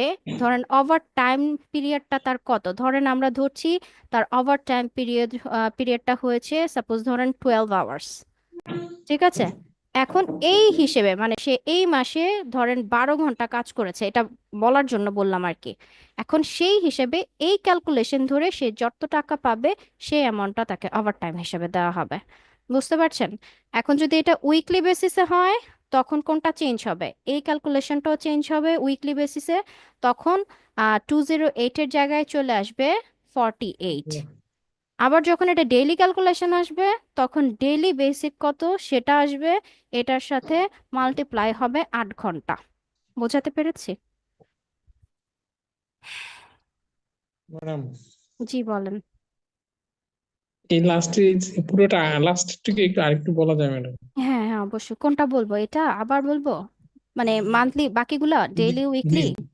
জি ম্যাডাম, ডেইলি ডেইলি আর উইকলি, আচ্ছা আচ্ছা। ধরেন এটা যে বলেছি এটা তো হচ্ছে ধরলাম কি বেসিক স্যালারি। বেসিক স্যালারি আমি আবারও একটু বলছি। ধরেন আমরা ক্যালকুলেশনটা তো ওয়ার্কারের কথা যেহেতু বলছি, এখানে তো উইকলি বেসিস ওয়ার্কারও হয়, আবার পার আওয়ারলি বেসিস ওয়ার্কার হয়, আবার মান্থলি বেসিস ওয়ার্কারও হতে পারে, তাই না? তো জি এখন ম্যাডাম। বিষয়টা হচ্ছে, ধরেন আমি ধরছি একজন ওয়ার্কারকে আমরা প্রতিদিন পার ডে বেসিসে বেসিক স্যালারি দেই হচ্ছে 100 টাকা। এটা কিন্তু বেসিক স্যালারি, পার ডে বেসিসে 100 টাকা করে দিচ্ছি। এখন যদি আমি তার ওভার টাইম ক্যালকুলেশনটা চিন্তা করি যে আমি ডেলি বেসিসে করব, তখন ক্যালকুলেশনটা হবে কি? তখন ক্যালকুলেশনটা হবে 100। এটা হলো তার daily basic salary into over time. কাজ বেশি করলে ওভার টাইমের জন্য ডাবল পাচ্ছি, তাই 2 দিয়ে মাল্টিপ্লাই করছি ইনটু 1, যেটা বলা আছে এই যে প্রথম দিকে যে ওয়ানটা দেখানো হয়েছে 1/8 আওয়ার। এই 1 মানে হচ্ছে সে সেই দিন একদিনে কত ঘন্টা ওভার টাইম করেছে। ধরেন আমি ধরছি 2 ঘন্টা কাজ করেছে, তাহলে এই যে 8 আওয়ার। এখন যত টাকা আসবে সেটা হবে ওর ওভার টাইমের অ্যামাউন্ট। সেম প্রসেসে এই ক্যালকুলেশনটা আমরা উইকলিও করতে পারি। তখন এটা 600 ইন্টু 2 ধরেন এখানে আমি যদি উইকলি 2 আওয়ারেই ধরলাম, 2 আওয়ারেই ধরলাম, সেক্ষেত্রে 48 হলো।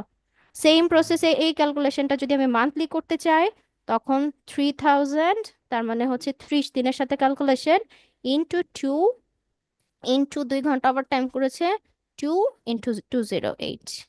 এই হচ্ছে ঘটনা। বোঝা গেছে? জি ম্যাডাম, আর এই যে ইয়েটাতে যে ডিয়ারনেস অ্যালাউন্স এইটার? হ্যাঁ আচ্ছা, ডিয়ারনেস অ্যালাউন্স এবং অ্যাডহক অ্যালাউন্স এটা হচ্ছে অপশনাল। যদি ওয়ার্কার এই অ্যালাউন্স গুলো পেয়ে থাকে, তখন এটা আপনার বেসিক স্যালারির সাথে অ্যাড হয়ে এটাকেও ডাবল করে ফেলতে হবে। আর যদি না পায় তাহলে পাবে না। ওকে বুঝতে ম্যাডাম। পেরেছেন? জি ডিয়ারনেস ম্যাডাম। অ্যালাউন্সটা ওই যে বললাম না, স্ট্যান্ডার্ড অফ লিভিং অ্যাডজাস্টমেন্টের জন্য এই ধরনের পেমেন্টটা দেওয়া হয়, যতদিন না পর্যন্ত আপনার ওই যে আমাদের স্যালারি স্ট্রাকচারের যে পে গ্রেডিং সিস্টেম যেটা আছে, পেমেন্ট গ্রেডিং সিস্টেম যেটা আছে স্যালারি স্ট্রাকচারে, এটা যদি নির্দিষ্ট সময় পরে রিভাইজ না হয়, তখন এটা একটা অ্যাডজাস্টমেন্ট ভ্যালু হিসেবে দেওয়া হয়ে থাকে আর কি, ডিয়ারনেস অ্যালাউন্সটা। যখন স্যালারি স্ট্রাকচারটা আবার রিভাইজড হয়ে যায় তখন আর অ্যালাউন্সটা দেওয়া হয় না, ওইটা বন্ধ করে দেয়। রেগুলেশন হচ্ছে এরকম। আচ্ছা ম্যাম, এখানে নির্দিষ্ট সময় বলতে কি বোঝাচ্ছে? বুঝতে পারছি না, আরেকবার বলবেন প্লিজ। ওই যে নির্দিষ্ট সময়ে স্যালারি রিভাইজের নির্দিষ্ট সময়। আচ্ছা, নির্দিষ্ট সময় বলতে ধরেন আমার যেটা মনে আছে যখন আমরা জয়েন করেছিলাম তখনের দিকে আর কি, মেবি একটা স্ট্রাকচার, মানে জয়েন করেছি এক্সাক্ট ওই টাইমটাতে না, মানে আপনার ধরেন এই যে পে স্কেল বলি আমরা, প্রত্যেকটা গ্রেডিং, যেমন এখানে টোটাল 8টা গ্রেড আছে, না 8টা না 9টা গ্রেড আছে, 9টা গ্রেডের জন্য একটা বেসিক স্যালারির স্ট্রাকচার রেডি করা আছে না বাই গভর্নমেন্ট। এই 13। স্ট্রাকচারটা, হ্যাঁ 14, ও আচ্ছা। তো এই স্ট্রাকচারটা আপনার একটা নির্দিষ্ট সময় পর পর রিভাইজ হয়। আপনি ক্যালকুলেট করে দেখেন, আমরা গত ধরেন 2019-এ যে স্ট্রাকচারে আমরা পেতাম, এটা 2025-এ পাচ্ছি কিনা। নর্মালি এটা 5 ইয়ার্স, আমি যতটুকু জানি 5 ইয়ার্স আফটার এটা রিভাইজড হয়। তো এটা যদি ওই টাইমটা যদি আপনার বেশি হয়ে যায়, প্লাস হচ্ছে আমাদের স্ট্যান্ডার্ড অফ লিভিং বা লিভিং কস্ট যদি বেড়ে যায়, তখন ওইটাকে মিনিমাইজ করার জন্য, গ্যাপটাকে মিনিমাম করার জন্য তখন একটা অ্যালাউন্স হিসাবে অ্যামাউন্ট দেওয়া হয়, অ্যাড করা হয় স্যালারির সাথে। জাস্ট এটা একটা অ্যাডজাস্টমেন্ট হিসেবে। যখন আমাদের স্যালারি স্ট্রাকচারটা আবার রিভাইজড হয়ে যায় গভর্নমেন্টের রেগুলেশনের মাধ্যমে, তখন ওই অ্যালাউন্সটা পরে বন্ধ করে দেয়। আমরা এরকম একটা পেয়েছিলাম, মানে আমার মনে আছে যেটা আর কি। আচ্ছা এই ম্যাম, আর কি। মানে হচ্ছে বাংলায় কি অ্যালাউন্স ম্যাডাম? অ্যামাউন্ট যেটা যেমন থাকে, এটা ফর মহার্ঘ এক্সাম্পল ভাতা। মনে করি না না, আচ্ছা জি ম্যাডাম। না না না, ডিয়ারনেস অ্যালাউন্সটা হচ্ছে মহার্ঘ ভাতা। জি বলেন। জি ম্যাডাম। ম্যাম, এদিকে অ্যালাউন্স হচ্ছে যেমন স্যালারি স্কেল অনুসারে সেখানে আছে বেসিক ধরে নিলাম 80 টাকা হুম বা 800 টাকা। হুম আর মানে সেটা অনেক ব্যাকডেটেড পুরাতন, বাট এখন প্রেজেন্ট অনুসারে সেটা হওয়ার কথা ছিল 1000 টাকা ধরে নিলাম। তো হুম এই ডিয়ারনেস অ্যালাউন্সটা কি ওই 200 টাকাটা ডিয়ারনেস অ্যালাউন্সটা হবে নাকি অর্গানাইজেশন ডিসাইড করে নেবে না অ্যামাউন্টটা কত হবে? না, এটা অর্গানাইজেশন না, এটা হচ্ছে রেগুলেশন, গভর্নমেন্ট রেগুলেশন। এই টোটাল পে স্কেল স্ট্রাকচারটা গভর্নমেন্ট রেগুলেশনের মাধ্যমে আসে। তো এই পুরো রেগুলেশনটা যারা যে গ্রেডে পড়ে সেই গ্রেডের জন্য কত করে ডেয়ারনেস অ্যালাউন্সের পার্সেন্টেজটা হবে সেটা সেভাবে বলা থাকে। এটা অর্গানাইজেশন ফিক্স করার কিছু থাকে না। ও আচ্ছা, এটা বাই ল থেকেই ফিক্স বাই ল, করতে হবে। হ্যাঁ, বাই গভর্নমেন্ট রেগুলেশন এটা আসে নর্মালি। আচ্ছা, এই হলো আমাদের ওভারটাইমের ক্যালকুলেশন। হ্যাঁ, সো বেসিক বা ডাবল যেটা বলছি। আচ্ছা, তারপর চলে যাচ্ছি, আর কয়টা আছে ওয়ার্কিং আওয়ার, ওকে। তারপর চলে যাচ্ছি, এখানে উইমেন ওয়ার্কারদের জন্য একটা লিমিটেশন বা টাইম পিরিয়ডের কথা বলা হয়েছে। এটা বাই রেগুলেশন, বাই অ্যাক্ট, রাত 10টা থেকে সকাল 6টা পর্যন্ত ফিমেল ওয়ার্কারদেরকে দিয়ে কাজ করানো যাবে না। তবে এখানে এক্সেপশনগুলো বলা হয় নাই। এক্সেপশনটা হলো 10টা থেকে 6টার ভেতরে কাজ করাতে পারবে। এটা আমরা অলরেডি সবাই জানি যে নাইট শিফটে অনেক ফিমেল ওয়ার্কারই কাজ করে, কাস্টমার কেয়ার সেন্টারগুলোতেও কাজ করছে বা বিভিন্ন জায়গায় কাজ করছে। তো এই কাজটা যদি করে তখন একটা আপনার ফর্ম ফিল আপ করতে হয়। এটা ফর্মের নাম্বারটা আমার এক্স্যাক্টলি মনে নেই, এটা লেবার রুলসে আপনারা পাবেন। এক্সাক্ট ওই ফর্মেটে, ওই ফর্মে ওয়ার্কার বা ফিমেল ওয়ার্কারকে তার মানে ইয়েটা দিতে হয়, মিউচুয়াল, মিউচুয়াল না, কনসেন্টটা দিতে হয় যে হ্যাঁ আমার এই টাইম লাইনে কাজ করতে কোনো সমস্যা নাই। যদি হয়, যদি দেয়, তাহলে সে রাত 10টা বা 6টার এই টাইম লাইনের মধ্যে কাজ করতে পারবে। তার মানে বিষয়টা এটা না যে এর এই টাইমলাইনের ভেতর কাজ করলে কাজটা ইলিগ্যাল হয়ে যাচ্ছে বা ভয়েড হচ্ছে, এরকম কিছু হবে না। ঠিক আছে। আচ্ছা, এটা মিউচুয়াল কনসেন্টের ইস্যু। আহ এই রেগুলেশনটা না একটু পেঁচানো। সো আপনারা কি আছেন আমার সাথে? এই রেগুলেশনটা যখন শুরু করব, প্রথম থেকে শেষ পর্যন্ত টোটাল 11 সাবসেকশন আছে। সো এটা একটা আরেকটার সাথে রিলেটেড এবং খুবই আস্তে ধীরে বুঝবেন সবাই। এবং না বুঝলে আমাকে এই কন্টেন্টটা মানে কতক্ষণ পর্যন্ত শুনতে হবে, টা না শুনতে হবে, এই যে এইটুকু পর্যন্ত মিনিমাম আপনার এই সাবসেকশন 7 পর্যন্ত আপনাকে অপেক্ষা করতে হবে কোয়েশ্চেন করার আগে। ঠিক আছে, সাবসেকশন 7 পর্যন্ত আমি শেষ করার পরে তারপর আপনার কোয়েশ্চেন থাকলে অবশ্যই করবেন, এর আগে প্লিজ করবেন না। তাহলে এটা কনফিউজড হয়ে যাবেন। আগে শুধু শুনবেন ভালো করে, তারপর আমি আপনার প্রবলেম সলভ করব। আচ্ছা, এটা শুরু করার আগে, এই রেগুলেশনটা শুরু করার আগে আমাদের দুইটা জিনিস ভালো করে বা আরেকবার রিভাইজ করতে হবে। সেটা হচ্ছে শিফট এবং রিলে। যদি কনফিউশন থাকে, আমি এই সেকশনটা শুরু করার আগে আমাকে বলবেন শিফট কোনটা এবং রিলে কোনটা। এটা কি সবার মনে আছে? রেসপন্স না করলে ধরে নেব মনে আছে। ওকে ফাইন, তাহলে ধরে নিচ্ছি শিফট কোনটা সেটাও মনে আছে, রিলে কোনটা সেটাও মনে আছে। এবার আসেন আমরা রেগুলেশনটা শুরু করি। আচ্ছা, এটা পুরো রেগুলেশনটা একটু ট্রিকি, তাই একটু ভালো করে শুনি। এবং এটা সেকশন নাম্বার কত? সেকশন নাম্বারটা কত? তার মানে আমি বুঝতে পারছি কেউ নাই ক্লাসে আছে। 1 সেকশন নাম্বার, হ্যাঁ, 111, রাইট। আচ্ছা, সেকশন নাম্বার 111। তো রেগুলেশনটা শুরু করি। দেখেন এখানে মেইন রেগুলেশনটা বলছে কি, যে অ্যাডাল্ট ওয়ার্কারদেরকে, যদি আমি এই যে আমাদের টোটাল ওয়ার্কিং আওয়ার পড়লাম, এত কিছু পড়লাম, এখন এই ওয়ার্কিং আওয়ারের তো অনেক ধরনের অর্গানাইজেশন আছে। যেমন কিছু অর্গানাইজেশন আছে সেম ওয়ার্কিং আওয়ারে কাজ করে সকাল 10টা থেকে 6টা পর্যন্ত। আবার কিছু অর্গানাইজেশন আছে দিনের যে কোনো 8 ঘন্টা সময় কাজ করে। আবার কিছু অর্গানাইজেশন আছে শিফটে কাজ করায়। আবার কিছু অর্গানাইজেশন আছে যে শিফটে কাজ করায় না, ওই যে বললাম কিছু এনজিও আছে এরকম, আপনি যে কোনো স্লটে টাইম বুক করতে পারবেন। আপনার স্লট ভাগ করা থাকে। বিষয়টা এরকম না, ধরেন আমি নিলাম এরকম যে আজকে সকাল 11টা থেকে আমি নিব আমার স্লটটা, 11টা থেকে টানা আমি তাহলে 7টা পর্যন্ত কাজ করলাম, এরকম আর কি। আমি আমার মতো করে পিক করতে পারি টাইম। ঠিক আছে। তো এই ধরনের যে রেগুলেশনগুলো আছে, সেক্ষেত্রে এখন ওয়ার্কার বা এমপ্লয়ীদেরকে যে জানাবে কাজের টাইমটা কখন, এটাও একটা কন্ডিশন অফ এমপ্লয়মেন্ট বা রেগুলেশন হিসেবে এখানে কাউন্ট করা হয়, যে এটা এমপ্লয়ারের রেসপন্সিবিলিটি ওয়ার্কারকে প্রপার চ্যানেল বা মিডিয়া ইউজ করে এটা নোটিফাই করা। এখন আসি রেগুলেশনটা কি। যেমন এখানে ফার্স্টে যেটা বলছে, ডেফিনেটলি প্রত্যেক ওয়ার্কারকে একটা নোটিশ দিতে হবে, অ্যাডাল্ট ওয়ার্কারদেরকে, যে তাদের রিকোয়ার্ড টাইম পিরিয়ড কখন, সেটা এস্টাবলিশমেন্টের অবশ্যই একটা নোটিশ হিসাবে থাকতে হবে। আচ্ছা, নাম্বার টু, তেমন কিছু না। নাম্বার টু হচ্ছে এই যে আমরা এত কিছু পড়ে আসলাম, ওভার টাইম কি হবে, ডেইলি ওয়ার্কিং আওয়ার কি হবে, উইকলি হলিডে কি হবে, এই যে সাবসেকশনগুলো যা যা পড়ে এসেছি, জাস্ট এখানে বলা হয়েছে যখন আমরা এই নোটিশটা দিব, জাস্ট এইটা মাইন্ডে রাখতে হবে যে কোনোভাবে যেন এই সেকশনগুলোকে কন্ট্রাডিক্ট কোনোভাবেই না করে। ঠিক আছে?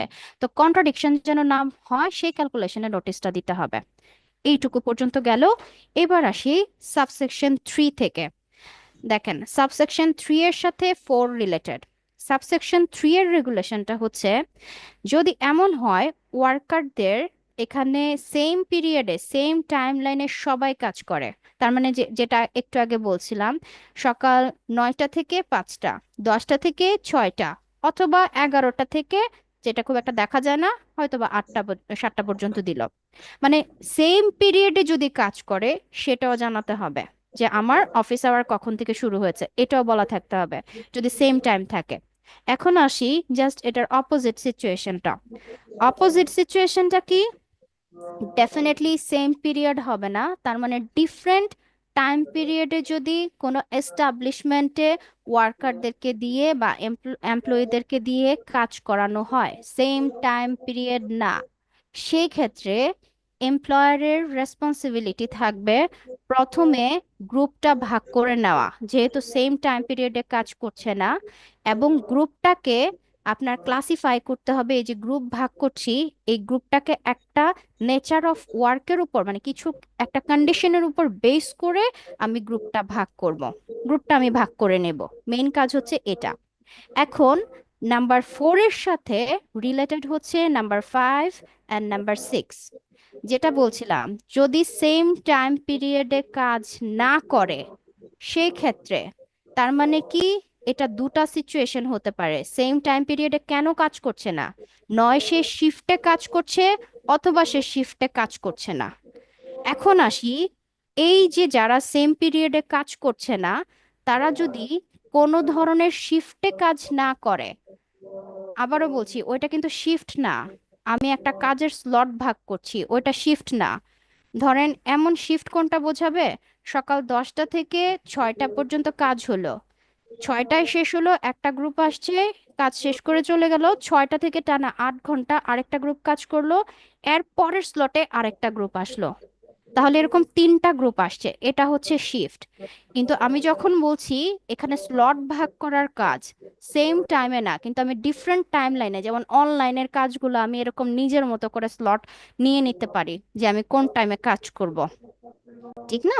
তো এই ধরনের কাজ যদি হয়, বা অন্য যে কোনো ধরনের কাজই হোক না কেন, তারা যদি শিফটে কাজ না করে, স্লটটা যদি ওয়ার্কার নিজে ফিক্স করে নিতে পারে, এই রাইটটা যদি থাকে, এখন স্লটগুলা কিভাবে ভাগ হবে সেগুলা সম্পর্কেও ডেফিনেটলি এই ফিক্স টাইম পিরিয়ডটাও হচ্ছে এমপ্লয়ার ওয়ার্কারকে জানিয়ে দেবে, যে কোন কোন স্লটে আমি এই টাইমটা নিতে পারবো, বা কোন স্লটে আমি এটাকে বুক করতে পারবো কাজে।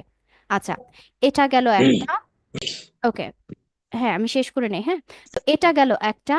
আর এখন আসি, এই যে যেটা বলছিলাম নাম্বার 6, এখানে ধরছি কোনটা, যারা কিনা শিফটে কাজ করে 8 ঘন্টা করে, টোটাল 3টা শিফট আছে সাপোজ ধরেন, এই ধরনের শিফটে যারা কাজ করে, এবং এই যে 3টা গ্রুপ কাজ করে, এই 3টা গ্রুপে ধরেন এরকম আমি এ বি সি ডি করে, ধরেন একটা গ্রুপে কাজ করছে এ বি সি, তারপর আরেকটা গ্রুপে কাজ করছে ডি ই এফ, এরকম করে আমি প্রত্যেকটা গ্রুপে ধরেন 3জন করে কাজ করছে, এবং এই যে রিলেটা আছে, নাম্বার অফ ওয়ার্কার্স আছে, এটা কখনো চেঞ্জ হয় না। তার মানে প্রত্যেকটা গ্রুপ মেম্বার সেম থাকছে যখনই শিফট শুরু হচ্ছে। এই ধরনের সিচুয়েশন যদি হয় সেক্ষেত্রে ডেফিনেটলি কার শিফট কখন সেটাও বলে দেবে। মেইন কথা হচ্ছে শিফটে কাজ হচ্ছে কিন্তু রিলেটা চেঞ্জ হচ্ছে না। তাদের ক্ষেত্রেও টাইম ফিক্স করবে কখন ওয়ার্কার, এটা এমপ্লয়ার ফিক্স করবে, করে টাইমটা সেভাবে প্রত্যেকটা মেম্বারকে জানিয়ে দিবে বা রিলেকে জানিয়ে দিবে। এখন আসি জাস্ট এটার বিপরীতে যে সিচুয়েশনটা, এটা চিন্তা করেন। শিফটে কাজ করে কিন্তু এই যে রিলেটা আছে, number of workers ABC DEF, দুইটা স্লট, এই যে ওয়ার্কাররা এভাবে কাজ করছে, এই রিলেটা সবসময় সেম থাকে না। ধরেন এটা কি করলো, এই রিলেটা হচ্ছে প্রতি সপ্তাহে উইকলি বেসিসে চেঞ্জ হয়। সাপোজ ধরেন আজকে গ্রুপ নাম্বার 1-এ ABC কাজ করছে, নেক্সট উইকে গ্রুপ নাম্বার 1-এ DBA কাজ করবে।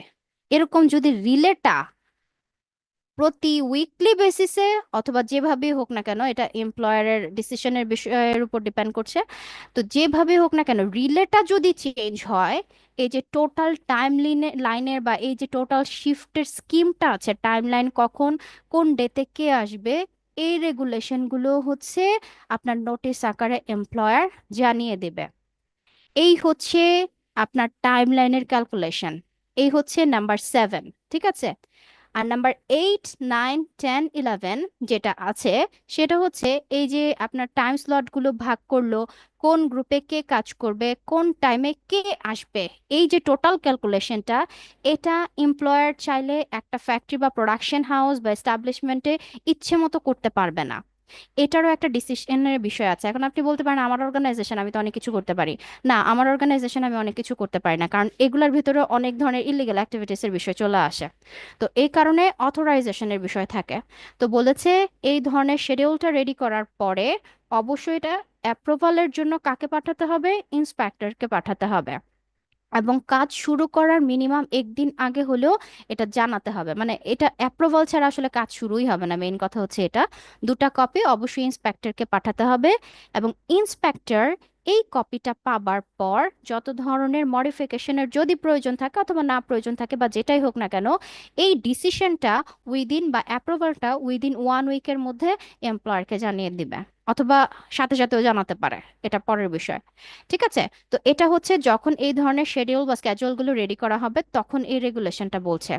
আবার ধরেন এরকম সিচুয়েশন, ধরেন একটা হলো আমি নতুন করে সবকিছু ফিক্স করছি, আরেকটা বিষয় হচ্ছে আমার কিছুটা প্রবলেমের জন্য বা বিভিন্ন ধরনের আপনার কি বলে বিজনেস রিলেটেড অনেক ধরনের প্রবলেমের জন্য, অথবা বিজনেস রেগুলেশনের জন্য, অথবা supply of the raw materials এর ল্যাকিংস এর জন্য, বা অনেক কিছুর জন্য আমি রেগুলার টাইমলাইনটা আমি আজকে ফলো করতে পারছি না, বা আগামী কয়েকদিন আমার এটা হচ্ছে ডিসরাপটিভ হবে। এখন আমি এই বিষয়টা চাইলেই চেঞ্জ করতে পারবো না, এই স্ক্যাজুয়ালটা রেগুলার যে টাইমলাইনটা আছে, এটাও যদি চেঞ্জ করতে হয়, যদি নেসেসিটি তৈরি হয়, এটা আপনার ইন্সপেক্টরকে জানিয়ে করতে হবে। সো এখানে অথরাইজেশনের বিষয় আছে।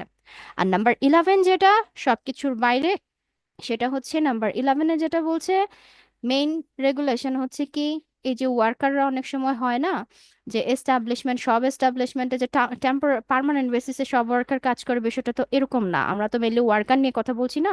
তো এমন অনেক জায়গা আছে যেখানে কিনা ওয়ার্কার আপনার ওই যে দেখা যায় না, নিউজ অনেক সময় আসে যে ওয়ার্কার, আপনি একটা মার্কেট থাকে ওইখান থেকে আপনি ওয়ার্কার প্রতিদিন পারচেজ করছেন একটা লট হিসেবে। তো এই ধরনের যদি কোনো কিছু থাকে বা এই টাইপের যদি কিছু হয়, সেক্ষেত্রে পার ডে বেসিসে ক্যালকুলেশন যদি হয়, সেক্ষেত্রে যদি একজন ওয়ার্কার ওয়ার্কিং আওয়ার শুরু হওয়ার ½ পরে আসে জয়েন করতে, সেক্ষেত্রে এটা এমপ্লয়ারের রাইট, তাকে সেদিনের জন্য তাকে কাজে নাও রাখতে পারে। তবে 1 ঘন্টা ½ কম সময়ের মধ্যে আসলে সেক্ষেত্রে ডিফারেন্ট ইস্যু, কিন্তু ½ পরে আসলে তো সেই ক্ষেত্রে এমপ্লয়ার তাকে কাজ নাও দিতে পারে। এখন বলেন নাম্বার 8 and 11 পর্যন্ত তো প্রবলেম থাকার কথা না, থাকলে 1, 3 to 7 কনফিউশন থাকবে। বলেন কনফিউশন কি আছে?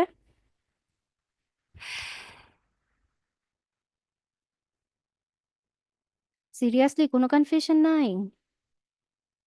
নয় আপনি শুনেন নাই, না হলে কি বলবো, কারণ এটা নিয়ে সবার কনফিউশন থাকে।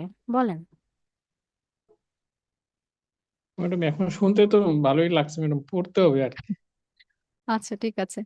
আর বাকিদেরকে আমি এখন কল করব, কল করে করে জিজ্ঞেস করব দেখি তো আছেন কিনা। মারিয়া চৌধুরী, মোনা আছেন? সাবরিন জাহান ইয়েস মিম, ইয়েস ম্যাম। মারিয়া প্রবলেম আছে? চৌধুরী মোনা ম্যাম আছে? আচ্ছা না ম্যাম। আচ্ছা, মিস সাবরিন জাহান মিম। Yes, ma'am. ওকে, থ্যাঙ্কস। আচ্ছা, প্রবলেম নেই, ঠিক আছে, ভালো কথা। আহ, আমার হিসেবে থাকার কথা ছিল আর কি। যাই হোক, দেখেন এটা পড়েন, পরে প্রবলেম হলে বলবেন আর কি। ঠিক আছে, আর এরপরের সেকশন যেগুলো আছে, তারপর আছে কি, শুরু করব আপনার ক্লোজার। না, এটা পড়াবো না। এখানে একটা এজ লিমিটের বিষয় দেওয়া আছে। এই রেগুলেশনটা না জানা আমাদের আসলে রাইট। এটা সিভিল পার্সন হিসেবে বা কি বলবো, এটা আমাদের আসলে জানার রাইট। নর্মালি যেটা আর কি রেগুলেশন, এটা বাই অ্যাক্ট যেটা বলা হয় আর কি, ট্রান্সপোর্ট সার্ভিস যেগুলো আছে প্রাইভেট অর্গানাইজেশন, সেগুলোর ক্ষেত্রে এই রেগুলেশনটা, ড্রাইভারের ক্ষেত্রে অবশ্যই 21 এইজেস হতে হয়। আর হচ্ছে ট্রান্সপোর্ট সার্ভিসে কাজ করে কিন্তু ড্রাইভিং সার্ভিসে নেই, অন্য ধরনের কাজে যদি থাকে, স্টাফ অথবা অ্যাডমিনিস্ট্রেটিভ কাজে থাকে, সেই ক্ষেত্রে অন্য যে কোনো পোস্টের জন্য 18 ইয়ার্স হতে হয়। আর আমাদের যে অবস্থা দেখেন না, ছোট ছোট 7 আর 10 বছরের ছোট ছোট বাচ্চাদেরও দেখি এই যে কি চালায় লেগুনা, ওই যে ছোট ছোট ইয়েগুলো চালাচ্ছে। বাসও তো দেখা যায় অনেক সময়। তো যাই হোক, এটা হচ্ছে রোড ট্রান্সপোর্টের রেগুলেশন। জাস্ট এটা জানার জন্য, মনে রাখার জন্য আর কি। ড্রাইভারদের কোয়ালিফিকেশনের জন্য ফার্স্ট রিকোয়ারমেন্টটাই হচ্ছে আপনার 21 ইয়ার্স হতে হয়। ক্লোজার অফ শপ, এটা আর যাচ্ছি না, এই সেকশনটা আপাতত স্কিপ করে যাচ্ছি। এটা হচ্ছে রেগুলেশন, এই যে কমার্শিয়াল এস্টাবলিশমেন্ট যেগুলো আছে আর কি, এই যে শপিং মল টল থেকে শুরু করে, তো এগুলার ক্ষেত্রে কিভাবে ওপেনিং টাইম কি হয়, এই রেগুলেশনগুলো এখানে বলা আছে। তো এটা জাস্ট একটু পড়ে নেবেন, রিডিং পড়ে নেবেন। এখানে না বোঝানোর মতো বা খুব কঠিন বা ট্রিকি কিছু নাই। হ্যাঁ, যে কোন এখানে রেগুলেশন গুলো জাস্ট দেওয়া আছে। নর্মালি আমরা জানি রাত 8টার পরে কোনো ধরনের শপিং মল আপনার খোলা থাকবে না, তাই না? দোকান সবকিছু বন্ধ হয়ে যায়। তো তো এখানে কিছু রেগুলেশন আছে, যে একটা লিস্ট দেওয়া আছে, যে এই লিস্ট মাফিক এই ধরনের সবগুলো রাত 8টার পরেও খোলা থাকতে পারে। এটা মানে আপনার অ্যাপ্লিকেবল না আর কি তাদের ক্ষেত্রে। তো এগুলো আসলে বোঝানোর কিছু নাই, জাস্ট এটা হচ্ছে মেমোরাইজ করার জিনিস। জাস্ট এটা একটু পড়ে ফেলবেন, রিডিং পড়লেই হবে জানার জন্য। ঠিক আছে? তো এইটুকু পর্যন্ত থাকছে আমাদের ওয়ার্কিং আওয়ার রিলেটেড রেগুলেশন। আর এখন যেটা পড়বো, এখান থেকে শুরু করছি লিভ, ক্যাজুয়াল লিভ, মানে যতগুলো লিভ আছে বাই অ্যাক্ট, লেবার অ্যাক্ট, হ্যাঁ, রিকোয়ারমেন্ট হিসেবে দিয়েছে, সেই লিভগুলো দেখবো। এখন আমাকে ম্যাম বলেন ওয়ার্কিং আওয়ার নিয়ে কোনো প্রবলেম আছে কিনা। জি বলেন প্লিজ। ম্যাম এটা তো পুরোপুরি একটা নতুন টপিক। এখন এটা শুরু না করি আজকে, মানে আজকে যেগুলো পড়াইছেন সেগুলো বুঝতেই তো মানে মাথা জ্যাম হয়ে যাবে। হ্যাঁ, এখনো 5টা বাজে, শেষ হয় নাই ক্লাস। 3 ঘন্টার ক্লাস, 2 ঘন্টা করবেন না? করতে হবে তো। তারপর রেডি হন আপনারা। আমাদের টোটাল রোববারে ইন টোটাল 4টা বন্ধ পড়েছে। 4টা বন্ধু আগে থেকে ক্যালকুলেটেড ছিল, তার মানে একটা তো গত সপ্তাহে পড়লো, 5টা পড়েছে, মানে 5টা ক্লাস হচ্ছে না। তো এই 5টা ক্লাসের জন্য আপনাদের মেকআপের জন্য রেডি হন, ঠিক আছে? আর এই যে কম সময় পাচ্ছি, সেটার জন্য কিন্তু অনেক সময় দিতে হবে। দেখা যাবে যখন আমরা অফলাইনে ক্লাস শুরু করব, তখন 9:30টার আগে হয়তো আমি ছাড়তেই পারছি না, এরকমও সিচুয়েশন হতে পারে। কারণ আপনাদের এখনো কোনো ধরনের কেস স্টাডি আমি দিই নাই। এগুলো কেসগুলো ক্লাসে করাবো, শুধু তো রেগুলেশন পড়লে কোনো কাজে লাগবে না। ঠিক আছে? একটু জি সময় ম্যাম। দেবেন। ওকে। কারণ আমার একটা কন্টেন্ট আছে, চাইলে আমি তো, যদি মনে করি, আমি তো শেষই করে দিতে পারি। আমি মেকআপ না নিয়েও শেষ করে দিতে পারি। কিন্তু আমার টার্গেট তো এখানে আপনাকে জানানো, মিনিমাম স্ট্যান্ডার্ডটা মেনটেন তো অবশ্যই করতে হবে। আচ্ছা, যেটা বলছিলাম, ক্যাজুয়াল লিভের রেগুলেশন গুলো। ক্যাজুয়াল লিভ আমরা জানি এখানে কিছু, এই যে এগুলা যেটা আছে এখানে হচ্ছে জাস্ট টাইম লাইনটা কতদিন দেওয়া হয় সেটাই জাস্ট মনে রাখা, আর তেমন কিছু নাই, ছোট ছোট সাবসেকশন। ঠিক আছে? তো ক্যাজুয়াল লিভ এবং সিক লিভ, এগুলা নর্মালি উইথ ওয়েজেস দেওয়া হয়, উইথ ফুল ওয়েজেস, মানে বেসিক স্যালারির টোটালটাই দেওয়া হয় ক্যাজুয়াল লিভের ক্ষেত্রে। এবং এটা হচ্ছে টাইম লাইন হচ্ছে 10 ডেজ। ঠিক আছে? 10 ডেজ মানে কত? 1 বছরে 10 দিন। এটা মিনিমাম। মিনিমাম কথাটা কিন্তু বলে নাই, এটা বাই রেগুলেশন। প্রথমে চ্যাপ্টার 2 যখন আমরা শুরু করেছি তখনই বলা শুরু হয়েছে যে এখানে যা বলা থাকবে সব মিনিমাম। সো ক্যাজুয়াল লিভের ক্ষেত্রে জাস্ট এগুলা একটু মনে রাখেন। নর্মালি কি হয়, আমি প্রতি বছর বিভিন্ন ধরনের লিভ অ্যাভেল করি। কিছু লিভ থাকে যেগুলা কিনা অর্গানাইজেশন আমাকে দিতে বাধ্য, আর কিছু লিভ থাকে যেটা হলো আমি পার ডে বেসিসে এই যে কাজ করছি বছরের পর বছর, প্রতি বছর যে কাজ করছি, প্রতি বছর না প্রতিদিন যে কাজ করছি একটা বছরে বা যতদিন কাজ করছি সেটার উপর বেস করে একটা আর্ন লিভ থাকে। আর্ন লিভ মানে হচ্ছে অর্জিত ছুটি। আর্ন লিভের ক্যালকুলেশন ডিফারেন্ট, আর অর্গানাইজেশন যেটা আমাকে ছুটি দিচ্ছে এই ধরনের ক্যাজুয়াল লিভ, সিক লিভ, এগুলার ক্যালকুলেশন ডিফারেন্ট। তো এখানে ক্যাজুয়াল লিভটা 10 দিনের। তবে আমি যদি বছরে ক্যাজুয়াল লিভ আমার 10 দিনের আছে, আমি 10 দিনই যদি না কাটাই, ধরেন এক বছরে আমি 8 দিন ছুটি কাটালাম, এখন এই যে 2 দিনের ছুটিটা রয়ে গেছে, এটা কিন্তু আমার পরবর্তী বছরের ক্যাজুয়াল লিভের সাথে অ্যাড হবে না। সেম রেগুলেশন সিক লিভের ক্ষেত্রেও অ্যাপ্লিকেবল। ওকে, তো সিক লিভের ক্যালকুলেশনটা আবার একটু ডিফারেন্ট। সিক লিভে এখানে দেখেন প্রথম ক্যালকুলেশনটা বলা হয়েছে নিউজ পেপার ওয়ার্কার বাদে যে কোনো ওয়ার্কারদের জন্য সিক লিভ হবে উইথ ফুল ওয়েজেস 14 ডেজ। ঠিক আছে, 14 দিনের জন্য সিক লিভ পাওয়া যাবে ফুল ওয়েজেস, সাথে তো ক্যালকুলেট হবে। কিন্তু যখন নিউজ পেপার ওয়ার্কার আসবে তাদের ক্যালকুলেশনটা ডিফারেন্ট। তাদের ক্যালকুলেশনটা আপনাদেরকে আমি একটু দেখাচ্ছি। ক্যালকুলেশনটা এখানে দেখেন বলা আছে কি, half wages for not less than 1/18 of the period of the service. এখন আসেন ক্যালকুলেশনটা একটু যদি দেখি, এখানে মেইন হচ্ছে নিউজ পেপার ওয়ার্কারদের ক্ষেত্রে ফুল ওয়েজেস দিবে না, এটা তো বুঝলাম, হাফ ওয়েজেস দিবে বেসিকের। এখন বিষয় হচ্ছে তাহলে কিভাবে ক্যালকুলেশনটা হবে। ধরেন একজন ওয়ার্কার, নিউজ পেপার ওয়ার্কার 18 মাস কাজ করেছে, 18 মাস কাজ করেছে, ঠিক আছে, তাহলে তার ক্যালকুলেশনটা হবে 1/18। ঠিক আছে, তার মানে যত দিন কাজ করবে তত দিনকে বা মাসকে 1/18 দিয়ে ডিভাইড করবে।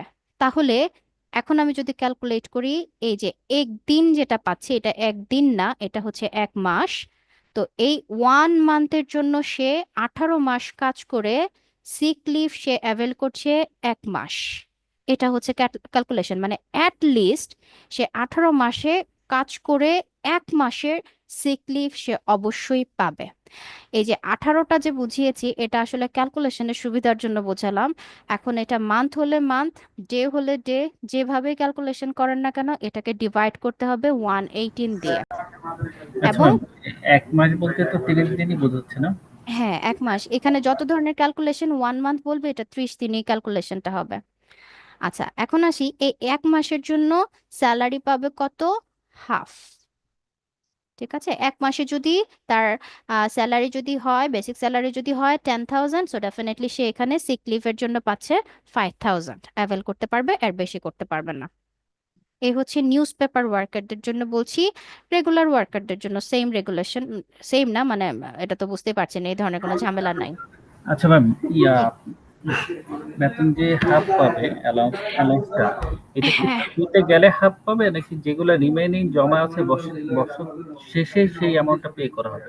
না, সিক লিভ হচ্ছে আমি যদি ছুটি নেই সেক্ষেত্রে আমি এই যে ধরেন আমি এখন অসুস্থ, 7 দিনের ছুটি নিলাম বছরে, এই 1 মাসের ক্যালকুলেশন কিন্তু টানা 1 মাস না, আমি বছরে 18 মাস কাজ করে, তাহলে এই টানা 18 মাসের জন্য আমি 1 মাস ছুটি পাচ্ছি। এই 18 মাসে আমি ধরেন এখন আমি 7 দিনের ছুটি নিলাম সিক লিভ হিসেবে, এখন 7 দিনে আমার যে বেসিক স্যালারি হবে এটার আমার হাফ পাবো। ক্যালকুলেশনটা হচ্ছে এইভাবে হবে। বোঝাতে পেরেছি? Thank you. জি, ওয়েলকাম। আচ্ছা, আর সিক লিভের ক্ষেত্রে এটা আমরা রেগুলেশন অবশ্যই জানি যে সিক লিভ মানে হচ্ছে আপনাকে ডক্টর সার্টিফিকেট দেখাতে হবে, প্রেসক্রিপশন দেখাতে হবে, এই রেগুলেশন ছাড়া সিক লিভ নেওয়া পসিবল না।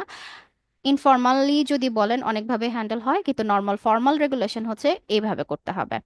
আর definitely sick leave, casual leave যদি আমি বছরের ছুটিটা না কাটাই ডেফিনেটলি এটা পরের বছর অ্যাড হবে না। এটা যেহেতু অর্গানাইজেশন আমাকে এই লিভটা দিচ্ছে, আমি যদি এই লিভটা নাও কাটাই পরের বছর অ্যাড হবে না, বা এটার বিপরীতে আমি কোনো ধরনের বেনিফিটস পাবো না। আর সবচেয়ে ইন্টারেস্টিং যেটা, এই রেগুলেশনটা আমাদের সবার জানা উচিত, এটা হলো আর্ন লিভের কথা যেটা বলছিলাম, যেটা কিনা আমরা অর্জিত ছুটি হিসেবে জানি। এবং এটা হলো আমি অর্গানাইজেশনে যতদিন কাজ করছি একটা লিমিট থাকে, টাইমলাইন থাকে, এই টাইমলাইনের বিপরীতে আমি একদিন করে ছুটি আর্ন করি। অ্যাচিভ করি। তো এই ছুটিটা আমি কষ্ট করে কাজ করে অ্যাচিভ করেছি, আর্ন করেছি, এটা চাইলেই এমপ্লয়ার রিফিউজও করতে পারবে না। রিফিউজ করলেও রেগুলেশন আছে, ইভেন এই ছুটিটা যদি আমি না কাটাই এটা পরের বছর অ্যাড হবে, প্লাস যদি পরের বছরও অ্যাড না হয় বা আমি যদি চিন্তা করি যে পরের বছর অ্যাড করব না বা ছুটিটা কাটালাম না, সেক্ষেত্রে এটা আমি ক্যাশে কনভার্ট করতে পারি। তবে ক্যাশে কনভার্ট করার ক্ষেত্রে রেগুলেশন আছে। তো আসেন আগে মেইন অ্যাক্ট কি বলে সেটা বলি, তারপর রুলস রেগুলেশন গুলো পরে বলছি, অ্যাক্টের বাইরের এক্সটেনশন গুলো পরে বলছি। আচ্ছা, এখানে দুইটা পার্টিশন আছে, একটা হচ্ছে অ্যাডাল্ট ওয়ার্কারদের জন্য এক ধরনের রেগুলেশন আর অ্যাডোলেসেন্ট ওয়ার্কারদের জন্য এক ধরনের রেগুলেশন। আমি একটু ফাস্ট যাব, প্রবলেম হলে আমাকে প্লিজ বলবেন, হ্যাঁ? তো অ্যাডাল্ট ওয়ার্কারদের ক্ষেত্রে রেগুলেশনটা কি, আগে এটা একটা যদি বুঝি একই ধরনের তাহলে মানে আপনার বুঝতে সুবিধা হবে। মেইন কথা হচ্ছে এখানে টাইম লাইনটা কিভাবে ক্যালকুলেট করে।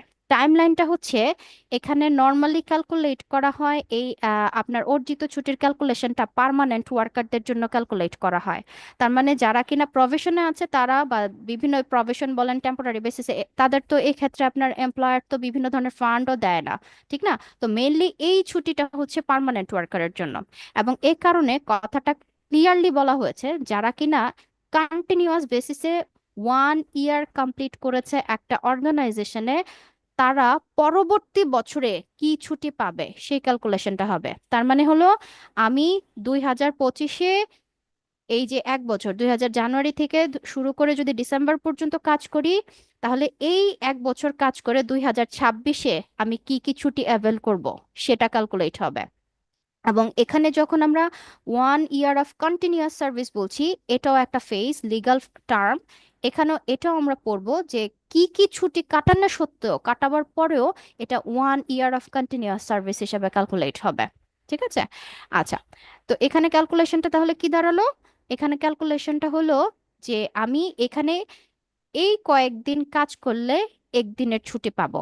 এখানে ইন্ডাস্ট্রি ওয়াইজ ভাগ করা হয়েছে, যেমন shop, commercial, industrial establishment, factory, road transport service যদি হয়, তাহলে ক্যালকুলেশনটা হবে এই ফিল্ডে যারা কাজ করছে তারা 18 দিন কাজ করলে একদিনের ছুটি পাবে। ক্যালকুলেশনটা হচ্ছে এরকম। টি প্ল্যান্টেশনে যারা কাজ করছে তারা টোটাল 22 ডেজ কাজ করলে একদিনের ছুটি পাবে। যারা কিনা নিউজ পেপার ওয়ার্কার, সেম প্রসেসে যারা কিনা টানা 11 দিন, টানা না মানে মেনলি 11 দিন যখন কাজ করে, 11 দিনের বিপরীতে একদিন ছুটি পায়, এবং এটা হচ্ছে ওয়ার্কিং টাইম পিরিয়ডটা। ঠিক আছে? এখন এটা গেল আমাদের অ্যাডাল্ট ওয়ার্কারের ক্ষেত্রে রেগুলেশন, এটা হলো অ্যাডোলেসেন্টের রেগুলেশনটা, সেম কথাটাই থাকছে, শুধু টাইমলাইন চেঞ্জ হচ্ছে। সেম কথা, এক বছর কাজ করতে হবে, এক বছর কাজ করলে পরবর্তী বছর সে একদিন করে ছুটি পাবে প্রতি কত দিনের বিপরীতে, এগুলা বলা হয়েছে। এটা আর আমি রিপিট করছি না, এগুলা একটু পড়ে নেবেন আর কি, এগুলা তো সবকিছু মেমোরাইজ করার জিনিস, এখানে তো ভুল হলে চলবে না, হ্যাঁ? আচ্ছা, এটা গেল অ্যাডোলেসেন্টের রেগুলেশন। কোয়েশ্চেন যখন করব একটু খেয়াল করবেন, নয় অ্যাডাল্টের জন্য বলবো নয় অ্যাডোলেসেন্টের জন্য বলবো, হ্যাঁ? যদি বলে দিল স্পেসিফিক ভাবে বলে দেই তাহলে ওটা আনসার করলেই হবে, সব তো লিখতে হবে না। আচ্ছা, এখন আসি, যদি এখন আমি ধরেন আমি আমার এই আর্ন লিভটা পেয়ে গেলাম, এখন আর্ন লিভ ধরেন আমার বছরে দাঁড়ালো, সাপোজ ধরেন আমার আর্ন লিভ দাঁড়ালো এই কাজ টাজ করে 20 দিন বা 15 দিন, সাপোজ ধরেন আমার কাছে এখন 15 দিনের ছুটি আছে। এখন ধরেন আমি যদি 15 দিনের ছুটি বলি এবং আমাকে যদি 15 দিনের ছুটি দেয়, সেটার মধ্যে তো দুইটা হলিডে এমনিতেই চলে আসে, ফ্রাইডে, তাই না? তো এখন ক্যালকুলেশনটা কি এমন হবে যে দুইটা ফ্রাইডে ক্যালকুলেট করব প্লাস 15 দিন, টোটাল কি আমার 17 দিনের ছুটি হবে নাকি 15 দিনের ছুটি হবে বলেন? 15 দিন। এক্স্যাক্টলি 15 দিনের ছুটি হবে। ঠিক আছে, ওই হলিডেটা এখানে ইনক্লুডেড হয়ে যাবে। আচ্ছা, আর বলছে যদি কোনো কারণে আমি যদি এই ছুটিটা আমি যদি রিসিভ করতে না পারি, সেক্ষেত্রে এটা পরবর্তী বছরে এই ছুটিটা আমার অ্যাড হবে। তার মানে 2026-এর ছুটিটা আমি কাটাতে পারলাম না, 2027-এ গিয়ে আমার ধরেন আরো 3 দিন ছুটি বাকি রয়ে গেছে, এটা 2027-এ গিয়ে অ্যাড হবে, এটা বলেছে। ঠিক আছে? আচ্ছা, এখন আসি, এটা তো এরকমও হতে পারে ধরেন আমি আমার এই অর্জিত ছুটিগুলা জমাচ্ছি, টানা 2 বছর 3 বছর আমি কোনো ধরনের আর্ন লিভ নিচ্ছি না, আমার প্ল্যান হচ্ছে টানা 6 মাসের জন্য আমি চলে যাব। এটা তো হবে না, ঠিক না? তাই এটার বিপরীতে একটা আলাদা রেগুলেশন দেওয়া হয়েছে। রেগুলেশনটা হচ্ছে একটা লিমিট পরে এই ছুটিটা যে পরের বছর আমি না কাটালে জমতে থাকবে, বিষয়টা এরকম না। একটা লিমিট পরে এটা অটোমেটিক্যালি সিজ হয়ে যাবে। তো এই রেগুলেশনটাই আবার এখানে অ্যাডাল্ট ওয়ার্কারদের জন্য সিজ হওয়ার রেগুলেশনটা দেওয়া হয়েছে। যারা কিনা ফ্যাক্টরি এবং রোড ট্রান্সপোর্টে কাজ করে, 40 এটা days এইভাবে ছুটিটা 40 ডেজ পর্যন্ত, 40 ডেজ পর্যন্ত এটা আপনার ইয়ে হবে, মানে জমতে থাকবে। ওকে, সরি। আচ্ছা, হ্যাঁ, 40 ডেজ পর্যন্ত আপনার জমতে থাকবে। এখন যদি আরো 2 ডেজ ধরেন, পরের আগের বছরের সাথে আরো 2 বছর 2 দিন যোগ হলো, এটার যোগ হবে না। Limit, maximum limit 40 days. এই 40 ডেজের পরে এটা সিজ হয়ে যাবে, আপনি আর ছুটি আর জমাতে পারবেন না। আচ্ছা, তারপর চলে যাই। এই সেম রেগুলেশনটা আবার প্রত্যেকটা ফ্যাক্টরি ওয়াইজ দেওয়া হয়েছে। যেমন টি প্ল্যান্টেশনে কি হবে 60 ডেজ, তারপর আবার অ্যাডোলেসেন্টের ক্ষেত্রে সিজ কত দিনে হবে সেগুলো বলা আছে 60 ডেজ, এরকম ভাগ করা আছে। তো এটার আমি বলছি না, সিজ করার রেগুলেশনগুলো এগুলো জাস্ট মেমোরাইজ করবেন ইন্ডাস্ট্রি ওয়াইজ। এখন দেখেন, এই যে সিজ হওয়ার রেগুলেশন বললো, এটার বিপরীতে আবার কিছু এক্সেপশন আছে। এক্সেপশনটা হচ্ছে, ধরেন এটা তো আমার অর্জিত ছুটি, প্রাপ্য, এটা আমি আর্ন করেছি। তো এই ধরনের ছুটি যখন আমি এমপ্লয়ারের কাছে ক্লেম করি, এটা এমপ্লয়ার তো নর্মালি দিতে বাধ্য থাকে। এখন কোনো কারণে, কোনো ইমার্জেন্সি বা যে কোনো সিচুয়েশনের জন্য এমপ্লয়ার যদি আমাকে, আমি ছুটিটা চাইলাম কিন্তু এমপ্লয়ার আমাকে দিতে পারছে না, যেটা কিনা প্যান্ডামিকের সময় কিন্তু অনেক ক্ষেত্রে হয়েছে। হ্যাঁ, প্যান্ডামিকে অনেক অর্গানাইজেশনে ছুটি দিতে পারে নাই একটা সময় পরে। আচ্ছা, তো বা টাইম লাইনটা একটু কমিয়ে নিয়ে আসছিল। এক্সট্রিম সিচুয়েশন বা ডিফারেন্ট এরকম ধরনের সিচুয়েশন, এক্সেপশনাল সিচুয়েশনের ক্ষেত্রে রেগুলেশন ডিফার করতেই পারে। আচ্ছা, যেটা বলছিলাম, এমপ্লয়ার চেয়েছে কিন্তু ওয়ার্কার চেয়েছে কিন্তু এমপ্লয়ার দিতে পারলো না, এই ধরনের ছুটি যদি থাকে সেটা অবশ্যই রেকর্ড করতে হবে। এবং এই ছুটিটা পরের বছর এই ম্যাক্সিমাম টাইম লাইনের সাথে যেটা, এটা যদি ক্রসও করে ফেলে, ওই সিজ হওয়া ডের সাথে অবশ্যই সেটা অ্যাড হবে। এগুলো হচ্ছে এক্সেপশন। মানে ম্যাক্সিমাম লিমিটটা যদি আগে থেকেও ক্রস থাকে, তারপরেও রিফিউজ করা ছুটিটা অবশ্যই এই সিজ করা ছুটির সাথে অ্যাড হতে থাকবে। এটা নিয়ে কোনো ধরনের আলাদা কিছু হবে না, মানে এই ছুটিটা সিজ হবে না, সহজ কথায় যদি বলি। আচ্ছা, এখন আসি এদিকে। শুধুমাত্র এইটুকু পর্যন্ত আর্ন লিভের রেগুলেশন গুলো বলেছে। আর এখানে যে কথাটা বলছিলাম, যেটা আমরা প্রথম দিকে শুরু করেছিলাম, যে 1 year of completed continuous year of service, যে কথাটা বলা হয়েছে, তো এটা নিয়ে অনেক ধরনের কন্ট্রোভার্সি হয়। আবার অনেক সময় এটা নিয়েও কেস হয়েছে যে এক্স্যাক্টলি 1 ইয়ার অফ কন্টিনিউয়াস সার্ভিসটা কি। এটা ক্লারিফিকেশনের জন্য এই রেগুলেশনটা অ্যাড হয়েছে। যেমন ধরেন, যে কোনো ধরনের হলিডে যদি হয়, যে কোনো ধরনের লিভ উইথ ওয়েজেস হয়, অথবা উইদাউট ওয়েজেস হয়, অথবা সিকনেসের জন্য হয়। যেমন সিক লিভ লিমিট থাকে, ক্যাজুয়াল লিভ লিমিট থাকে। এটা যদি আমি ক্রস করে ফেলি, তারপরেও যদি আমার লিভের প্রয়োজন হয়, আমি তো লিভ নিতে পারবো যদি অর্গানাইজেশন অথরাইজ করে, তবে আমি কোনো ধরনের ওয়েজেস পাবো না লিমিটটা ক্রস করে ফেললে। তাই এখানে বলছে আর কি, উইথ অর উইদাউট ওয়েজেস যেটাই হোক না কেন। তারপর যে কোনো ধরনের ম্যাটারনিটি লিভ, তবে এটা মার্ক করে রাখতে হবে, এখানে লিমিট বলা আছে 16 উইকসের বেশি যারা দিবে, মানে 4 মান্থের বেশি যদি আপনার ম্যাটারনিটি লিভ কোনো অর্গানাইজেশন দিয়ে থাকে, সেক্ষেত্রে এটা কন্টিনিউয়াস ইয়ার অফ সার্ভিস হিসেবে কাউন্ট করা হবে না। যদি 4 মান্থ পর্যন্ত হয়, সেক্ষেত্রে 4 মাস অফিসে কাজ না করার পরেও সেটা কন্টিনিউয়াস ইয়ার অফ সার্ভিস হিসেবে, 1 ইয়ার অফ সার্ভিস হিসেবে কাউন্ট করা হবে। যে কোনো ধরনের লে অফ যদি হয়, সেটাও কাউন্ট করা হবে। স্ট্রাইক, তারপর আপনার লকআউট, এগুলো যদি ইলিগেল না হয়, তাহলে সেটাও কাউন্ট করা হবে। তো এইটুকু পর্যন্ত থাকছে আমার আর্ন লিভ। এই হলো অ্যাক্টের কথাবার্তা। এখন আসে এক্সটেনশন কি। এক্সটেনশন খুবই সহজ, এটা আমরাও জানি, আমিও জানি, আপনারাও জানেন, যে এই যে ধরেন পরের বছর গিয়ে অ্যাড হওয়া, এগুলা, এই ধরনের রেগুলেশন খুবই কম চোখে পড়ে। তো এটার অল্টারনেটিভ কি? এটার অল্টারনেটিভ যেটা হয়, বিভিন্ন অর্গানাইজেশন গুলো এটা আপনার ক্যাশ করে দেওয়ার একটা টেন্ডেন্সি, মানে ক্যাশ করে ফেলে আর কি। এই ছুটিটাকে আমি চাইলে ক্যাশে কনভার্ট করতে পারি। এবং এক্স্যাক্টলি আমার টার্মটা মনে নাই, এই যে ছুটিটাকে আমি ক্যাশে কনভার্ট করছি, এটার একটা টার্ম আছে। হুম। তো এই ক্যাশে যখন আমি কনভার্ট করি, এখন কথা হলো আমি ক্যাশে কতটুকু কনভার্ট করতে পারবো। এখন ক্যাশ আমি 100% কনভার্ট করতে পারবো না। ম্যাম এমন না যে আমি, একটা মিনিট, এমন না যে আমি একটা ছুটি, এই যে আর্ন লিভটা আমি ছুটিই কাটালাম না, পুরোটা আমি ক্যাশে নিব, এই প্ল্যান যদি আমার থাকে সেটা হবে না। এটার লিমিট হচ্ছে 50%, মানে আপনি হাফ পর্যন্ত ক্যাশ আউট করতে পারবেন, কিন্তু এটা আপনি 100% বা 50-র বেশি যেতে পারবেন না। আর আরেকটা রেগুলেশন হচ্ছে, এই যে আপনার ক্যাশ করে ফেলার বিষয়টা, এটা বছরে আপনি একবারের বেশি করতে পারবেন না। তো এই পর্যন্ত থাকছে আমার লেবার রুলস পর্যন্ত রেগুলেশন। এখন আপনাদের কোয়েশ্চেন থাকলে প্লিজ করতে পারেন, বলেন। ম্যাম এটা কি লিভ এনক্যাশমেন্টের কথা বলছেন? এটা লিভ অ্যাডজাস্টমেন্ট, এটা তো এমনিতে না, আমরা বলি এনক্যাশমেন্ট ম্যাম। এই যে এনক্যাশমেন্ট। ম্যাম, লিভ জি না, জি। এনক্যাশমেন্ট তো নগদায়ন। এটা জাস্ট ট্রান্সলেটেড ভার্সন, এটার একটা টার্ম আছে, আমার টার্মটা এক্সাক্ট মনে নাই। এনক্যাশমেন্ট তো আচ্ছা আচ্ছা। হ্যাঁ, হ্যাঁ টার্মটা আমি আসলে মনে করতে পারছি না। টার্ম আছে জি একটা, যে এটা এটা যে আমরা কনভার্ট করি, এটার একটা টার্ম থাকে। আচ্ছা দেখি, আমি একটু দেখে তারপর আপনাদেরকে পরে আবার জানাবো। Sure okay, ma'am.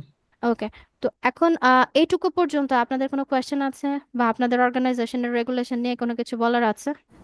আচ্ছা ম্যাম, আর্নলিভ যে 50% ক্যাশ করলাম, হ্যাঁ, ফর হুম এক্সাম্পল হচ্ছে আমার আর্নলিভ ধরে নিলাম 20 দিন জমা আছে, এর মধ্যে হচ্ছে 50% ক্যাশ করলাম 10 দিন, আর 10 দিন তো হচ্ছে রিমেইনিং থাকতেছে না, হুম নাকি 10 দিন টোটালি আমার 20 দিনটাই বাদ যাবে?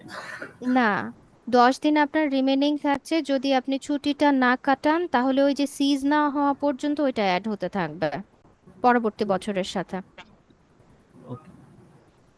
আর এটার অ্যামাউন্টটা তো হচ্ছে রেগুলার যে অ্যামাউন্টটা থাকে সেটাই। বেসিক, হ্যাঁ বেসিক যেটা স্যালারি ওই অ্যামাউন্ট অনুযায়ী ক্যালকুলেট হয়। সব ক্যালকুলেশন মানে ম্যাক্সিমাম আপনার বেসিকের উপর বেস করেই হয়। আর কিছু এক দুইটা হয়তো মাঝে মাঝে অ্যাড হয়, মাঝে মাঝে অ্যাড হয় না, ওটা কন্ডিশনাল আর কি। ম্যাম এটার সাথে কি এলএফএ এর কোনো কানেকশন আছে? ম্যাম লিভ ফেয়ার আরেকটা এলএফএ হচ্ছে যে কি? LFA ma'am, leave fare assistance যে লিভ, অ্যালাউন্সটা দেওয়া হয়, এটার সাথে এটা কি ম্যাম কিসের, কানেকশন আছে? এটা যদি এটা একটু ম্যাম আমাকে বুঝিয়ে বলেন। এটা হচ্ছে ইয়ার এন্ডে যখন হচ্ছে এমপ্লয়ি দেখা গেলো কম ছুটি কাটাচ্ছে বা একটা সার্টেন অ্যামাউন্ট পর্যন্ত নিয়েছে, তো সে হ্যাঁ, ওই লিভ অ্যাসিস্ট্যান্সটা পায় আর কি, এমন কিছু আছে। এটা কি এমনিতেই পায়? এটা তো নিশ্চয়ই একটা নির্দিষ্ট ছুটির উপর, আর্ন লিভের উপরে পায় না, নাকি অন্য ছুটির উপরও পায়? আমি জি এটা না, শুনি নাই। আর্ন লিভের উপরে আর কি। ও আচ্ছা, তাহলে যে এটাই হবে, এটাই হবে। জি, আচ্ছা আচ্ছা। আপনাদের এটা তবে এটা টার্মটা হচ্ছে কি কিছু বললেন? প্রতিষ্ঠানের হচ্ছে ম্যাম এলএফএ টা হচ্ছে LFA, leave fare LFA leave alliance. Fare LFA assistance. কি? জি জি, এলএফএর মিনিংটা কি? Leave fare assistance. Leave fare assistant, সম্ভবত এটাই হবে, আমার এটা এক্সাক্ট মনে ম্যাম নাই, কোনো এটা হবে। লিভের সাথে নাই, এটা কিছু প্রতিষ্ঠান হচ্ছে স্টাফদেরকে বেনিফিট দিয়ে থাকে, আমাদের প্রতিষ্ঠানেও এটা এরকম দিয়ে থাকে। কোনো স্টাফ যদি কন্টিনিউ 1 বছর সার্ভ করে তাকে হ্যাঁ, প্যাসিভ এলএফএ দেয়। এর 1 বছরটা দিয়ে থাকে, আদার্স এ- বেনিফিটেড এটা। এটা আর্ন লিভের সাথে রিলেটেড না? না না, এটা কোনো লিভের সাথে রিলেটেড না, না, এটা আচ্ছা আলাদা আচ্ছা, ম্যাডাম। আচ্ছা তাহলে এটা এটা আলাদা আর্ন লিভ বেনিফিট। না। আচ্ছা আচ্ছা, এটা আচ্ছা, আচ্ছা। আরেকটা কোশ্চেন ছিল আমার, জি ইয়া জব কন্টিনিউয়াস এর মধ্যে একটা বলছিলেন, এই যে জি, কেউ ম্যাটারনিটি লিভে গেল, আমাদের তো হ্যাঁ হচ্ছে 8 মাস 8 মাস করে 4 মাস রইলো, হ্যাঁ, এখন যদি প্রতিষ্ঠান 6 মাস লিভ অ্যাপ্রুভ করলো, তখন হুম, কি ওর 1 বছর কন্টিনিউ হওয়ার জন্য কি 12 মাস সার্ভ করতে হবে? ও সরি, 12 না, 14 বুঝি মাস নাই, সার্ভ করতে হবে? বুঝি নাই। ও মানে আপনি পরের টাইমলাইন সহ ক্যালকুলেট করছেন? হ্যাঁ হ্যাঁ হ্যাঁ। না না, এখানে যখন কন্টিনিউয়াস ইয়ার অফ সার্ভিস ধরে, এটা হচ্ছে আপনার ওই যে অর্গানাইজেশনের যে অ্যাসেসমেন্ট ইয়ারটা থাকে সেটা, সেটা কাউন্ট হয় জানুয়ারি টু ডিসেম্বর। ফাইন্যান্সিয়াল ইয়ার না, অ্যাসেসমেন্ট ইয়ার যেটা থাকে সেটা, এই এক বছরের মধ্যে যে ক্যালকুলেশনটা হবে সেটা। Okay ma'am. জি, আর কিছু? আচ্ছা, আর যদি কিছু না থাকে, শেষ আমাদের, আর এই দুটো স্লাইড হলে শেষ কন্টেন্ট। এটা হচ্ছে ফেস্টিভ্যাল লিভ। ফেস্টিভ্যাল লিভ তো জানেন, ফেস্টিভ্যাল লিভের রেগুলেশনটা হচ্ছে এটা এমপ্লয়ার ফিক্স করে, এবং বাই রেগুলেশন এটা গত বছর ধরেন এই যে 2025-এ আমরা কি কি ফেস্টিভ্যাল লিভ পাবো, এটা 2024-এর 31শে ডিসেম্বরের মধ্যে এটা ফিক্স করতে হয়, এটা এমপ্লয়ারের রেসপন্সিবিলিটি। হ্যাঁ, মানে গত বছরের মধ্যে এটা ফিক্স করে ফেলতে হয়। এবং এই ফেস্টিভ্যাল লিভটা নর্মালি হচ্ছে আপনার 11 ডেজ পর্যন্ত হয়। দেওয়া হয়ে থাকে, কম বেশি তো, কম তো হবে না, বেশি তো হয়। আর এই যে নাম্বার সাবসেকশন 3 দেখতে পাচ্ছেন, এটা 2018 এর অ্যামেন্ডমেন্ট, এবং এই জায়গাটায় প্রতি বছরই অ্যামেন্ডমেন্ট হয়েছে, 13-এও হয়েছে, 18-এও হয়েছে। তো অ্যামেন্ডমেন্টের রেগুলেশনটা হলো, ধরেন অনেকেই আছে যারা কিনা ফেস্টিভ্যাল হলিডে গুলোতে কাজ করে, ধরেন এই যে 11 দিনের বন্ধ পড়ছে না, ধরেন এই 11 দিনের মধ্যে সে 11 দিনই কাজ করছে। এখন যদি সে কাজ করে, তাহলে সে এই যে 11 দিন কাজ করলো, সে 11 দিনের জন্য পরবর্তী সময়ে 11টা হলিডে পাবে প্লাস এই যে 11 দিন কাজ করেছে, সেই 11 দিনের জন্য মানে 2 দিনের ক্যালকুলেশনে সে কম্পেনসেটরি স্যালারি পাবে। মেইন কথা যদি বলি, ডাবল স্যালারি পাবে। ঠিক আছে, যারা কিনা ফেস্টিভ আওয়ারে যদি কাজ করে। এটা নিয়ে কনফিউশন আছে বা কিছু বলার বিষয়টা আছে? এমন না ওই যে একটা হলিডেতে কাজ করলে তাকে কম্পেনসেশন হিসেবে 3টা হলিডে প্রোভাইড উম, করা হয়, না এর না মধ্যে হচ্ছে একটা হলিডে এনজয় করবে আর বাকি 2টা হলিডেটা কম্পেনসেশন পাবে। না, এটা ছিল, এটা আপনার এই যে 18-এর অ্যামেন্ডমেন্টের আগ পর্যন্ত এটাই ছিল যেটা বললেন। এটা 18-এর অ্যামেন্ডমেন্টে এই অ্যামেন্ডমেন্টটা বাদ দেওয়া হয়েছে, রিভাইজ করা হয়েছে। আগে ছিল একদিনের বিপরীতে 3 দিন পাবে, এখন একদিনের বিপরীতে একদিনেই পাবে। হুম। আচ্ছা, তো এই হলো এটা কি ফেস্টিভ্যাল সবার হলিডে। জন্য? এটা হ্যাঁ, কি সবার জন্য নাকি এয়ারলাইন্স এর জন্য? মানে এটা হচ্ছে একদিনের শুধু, বিপরীতে একদিন। আপনি ক্যাটাগরাইজ করবেন যদি এটা প্রাইভেট অর্গানাইজেশন হয়, প্রাইভেট অর্গানাইজেশনের ক্ষেত্রে অ্যাপ্লিকেবল। যদি এয়ারলাইন, এখানে অটোনমাস অর্গানাইজেশন হয়, কারণ এখানে এয়ারলাইনের বিভিন্ন ভাগ আছে। ইন্টারন্যাশনাল অর্গানাইজেশন হতে পারে, তারপর আপনার এখানে গভর্নমেন্ট অর্গানাইজেশন হতে পারে। এটা এখন ক্যাটাগরিতে ফেলতে হবে কোন অর্গানাইজেশন, দেন প্রাইভেট হলে তাহলে এটা অ্যাপ্লিকেবল হবে, আদারওয়াইজ হবে না। হুম। ওকে। আচ্ছা, ওকে, এখন আসি লাস্ট ক্যালকুলেশন যেটা আছে। মেইন কথা হচ্ছে এটা শুধুমাত্র ওয়ার্কারদের জন্য এই রেগুলেশনটা বলা হয়েছে। ধরেন এই যে আমরা বিভিন্ন ফ্যাক্টরিগুলোতে দেখা যাবে এই যে সময়টা, এই সময়টার মধ্যে অনেক ধরনের chaos আমরা দেখি, যে লিভ কখন দিচ্ছে, বোনাস দিচ্ছে না, এগুলা নিয়ে অনেক সময় অনেক কিছু হয়েছে। তো এখানে দেখেন এই ক্যালকুলেশনে এটা ক্লারিফাই করেছে বাই অ্যাক্ট। ধরেন একজন ওয়ার্কার, ফেস্টিভ্যাল লিভের কথা বলছি না, নর্মালি সে একটা লিভ কাটাতে যাচ্ছে কয়েকদিনের জন্য। এখন ওয়ার্কারদের ক্ষেত্রে এটা অ্যাপ্লিকেবল, যে তাকে তার ছুটি কাটানোর আগে তার অ্যাডভান্স অ্যামাউন্টটা এমপ্লয়ার দিয়ে দিবা, এবং কত দিনের জন্য দিবে সেটা পরে বলছি, ক্যালকুলেশনটা কিভাবে হবে সেটা আগে বলছি। তো নর্মালি ওয়ার্কারদের ক্ষেত্রে যেটা হয়, প্রিভিয়াস মান্থে, ধরেন আজকে কি মাস, মার্চ, মার্চ, ঠিক আছে, তো ধরেন মার্চে সে ছুটি নেবে। এখন ফেব্রুয়ারিতে সে লাস্ট মান্থে টোটাল পেমেন্ট তার কত ছিল, সেটার অন অ্যাভারেজ ক্যালকুলেশনে তার মার্চে সে যত দিনের জন্য ছুটিতে যাচ্ছে, তার পার ডে বেসিসে তত দিনের ছুটির টাকাটা দিয়ে দিতে হবে। মেন কথা হচ্ছে এই যে অ্যাভারেজ অ্যামাউন্টটা ক্যালকুলেশন হবে শুধুমাত্র প্রিভিয়াস মান্থের ক্যালকুলেশনে, শুধু 1 মাসের ক্যালকুলেশনের উপর বেস করে হবে। আচ্ছা, তবে এখানে একটা টার্ম বিষয় বলা আছে, এটা তো এমনি তো বুঝি আমরা, ওভার টাইম অ্যালাউন্স বা বোনাস টোনাস অ্যাড হবে না, নর্মাল যে ওয়েজেস আছে, ফুল টাইম ওয়েজেস আছে, শুধুমাত্র সেটা ক্যালকুলেট হবে।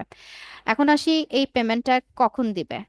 অ্যাডাল্ট ওয়ার্কার যদি টানা 4 দিনের ছুটিতে যায়, যদি 4 দিনের ছুটিতে যায় সেক্ষেত্রে তাকে অ্যাডভান্স পে করবে। যদি অ্যাডোলেসেন্ট 5 দিনের ছুটিতে যায়, তাহলে এটা পে করবে। আর কম ছুটিতে গেলে কিন্তু দিতে বাধ্য না, not less then 4 days and 5 days। So অবশ্যই এটা মোর দেন 4 days হতে হবে। তো এই থাকছে আমাদের চ্যাপ্টার নাম্বার 10, না সরি, চ্যাপ্টার নাম্বার 9। কনফিউশন আছে বা কোয়েশ্চেন আছে? কনফিউশন না, কোয়েশ্চেন আছে? ম্যাম, সর্বশেষ যে ছুটির কথা বললেন এটা কোন কোন ছুটি বুঝতে পারিনি ম্যাম। সর্বশেষ ছুটি না, এখন মানে এটা হচ্ছে যে কোনো ধরনের ছুটি। ধরেন আমি এখন যদি ক্যাজুয়াল লিভে যেতে চাচ্ছি, ওয়ার্কারদের কথাই শুধু বলছি, এটা শুধুমাত্র ওয়ার্কারদের জন্য, ক্যাজুয়াল লিভে যেতে চাচ্ছে, হ্যাঁ, সেক্ষেত্রে সে যে ক্যাজুয়াল লিভে যাবে, নর্মালি যত দিনের সে লিভ কাটাবে ডেফিনেটলি তত দিনের তো সে ওয়েজেস পাবেই, তবে তাকে অ্যাডভান্স করে দিচ্ছে। অ্যাডভান্স হচ্ছে করবে প্রিভিয়াস মান্থে সে কি পেমেন্টটা পেয়েছিল সেটার উপর বেস করে রানিং মান্থে তার 5 দিনের বা 4 দিনের পেমেন্টটা করে দেবে। অ্যাডোলেসেন্ট হলে 5 দিনের, আর ইয়ে হলে আপনার অ্যাডাল্ট হলে 4 দিনের। ঠিক আছে। ম্যাম, আচ্ছা, তো এই পর্যন্ত থাকছে চ্যাপ্টার নাম্বার 9। আর আজকে পর্যন্ত তো ক্লাস এইটুকু শেষ করছি।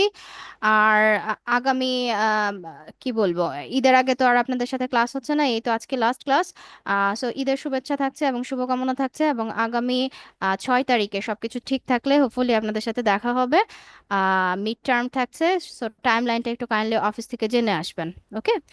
আর আরেকটা বিষয় বলে রাখি, একটা অ্যাসাইনমেন্ট দিব, টাইম পাবেন অনেক দিন, একদম মিডের আগ পর্যন্ত টাইম দিয়ে রাখবো।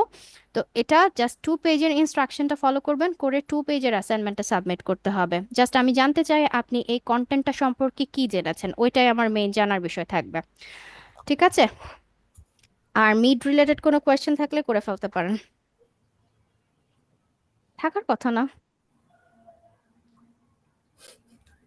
ম্যাডাম অ্যাসাইনমেন্টটা হচ্ছে আমরা যত কিছু পড়ছি সবকিছু মিলে নিজে নিজে একটা লিখে দেবো না?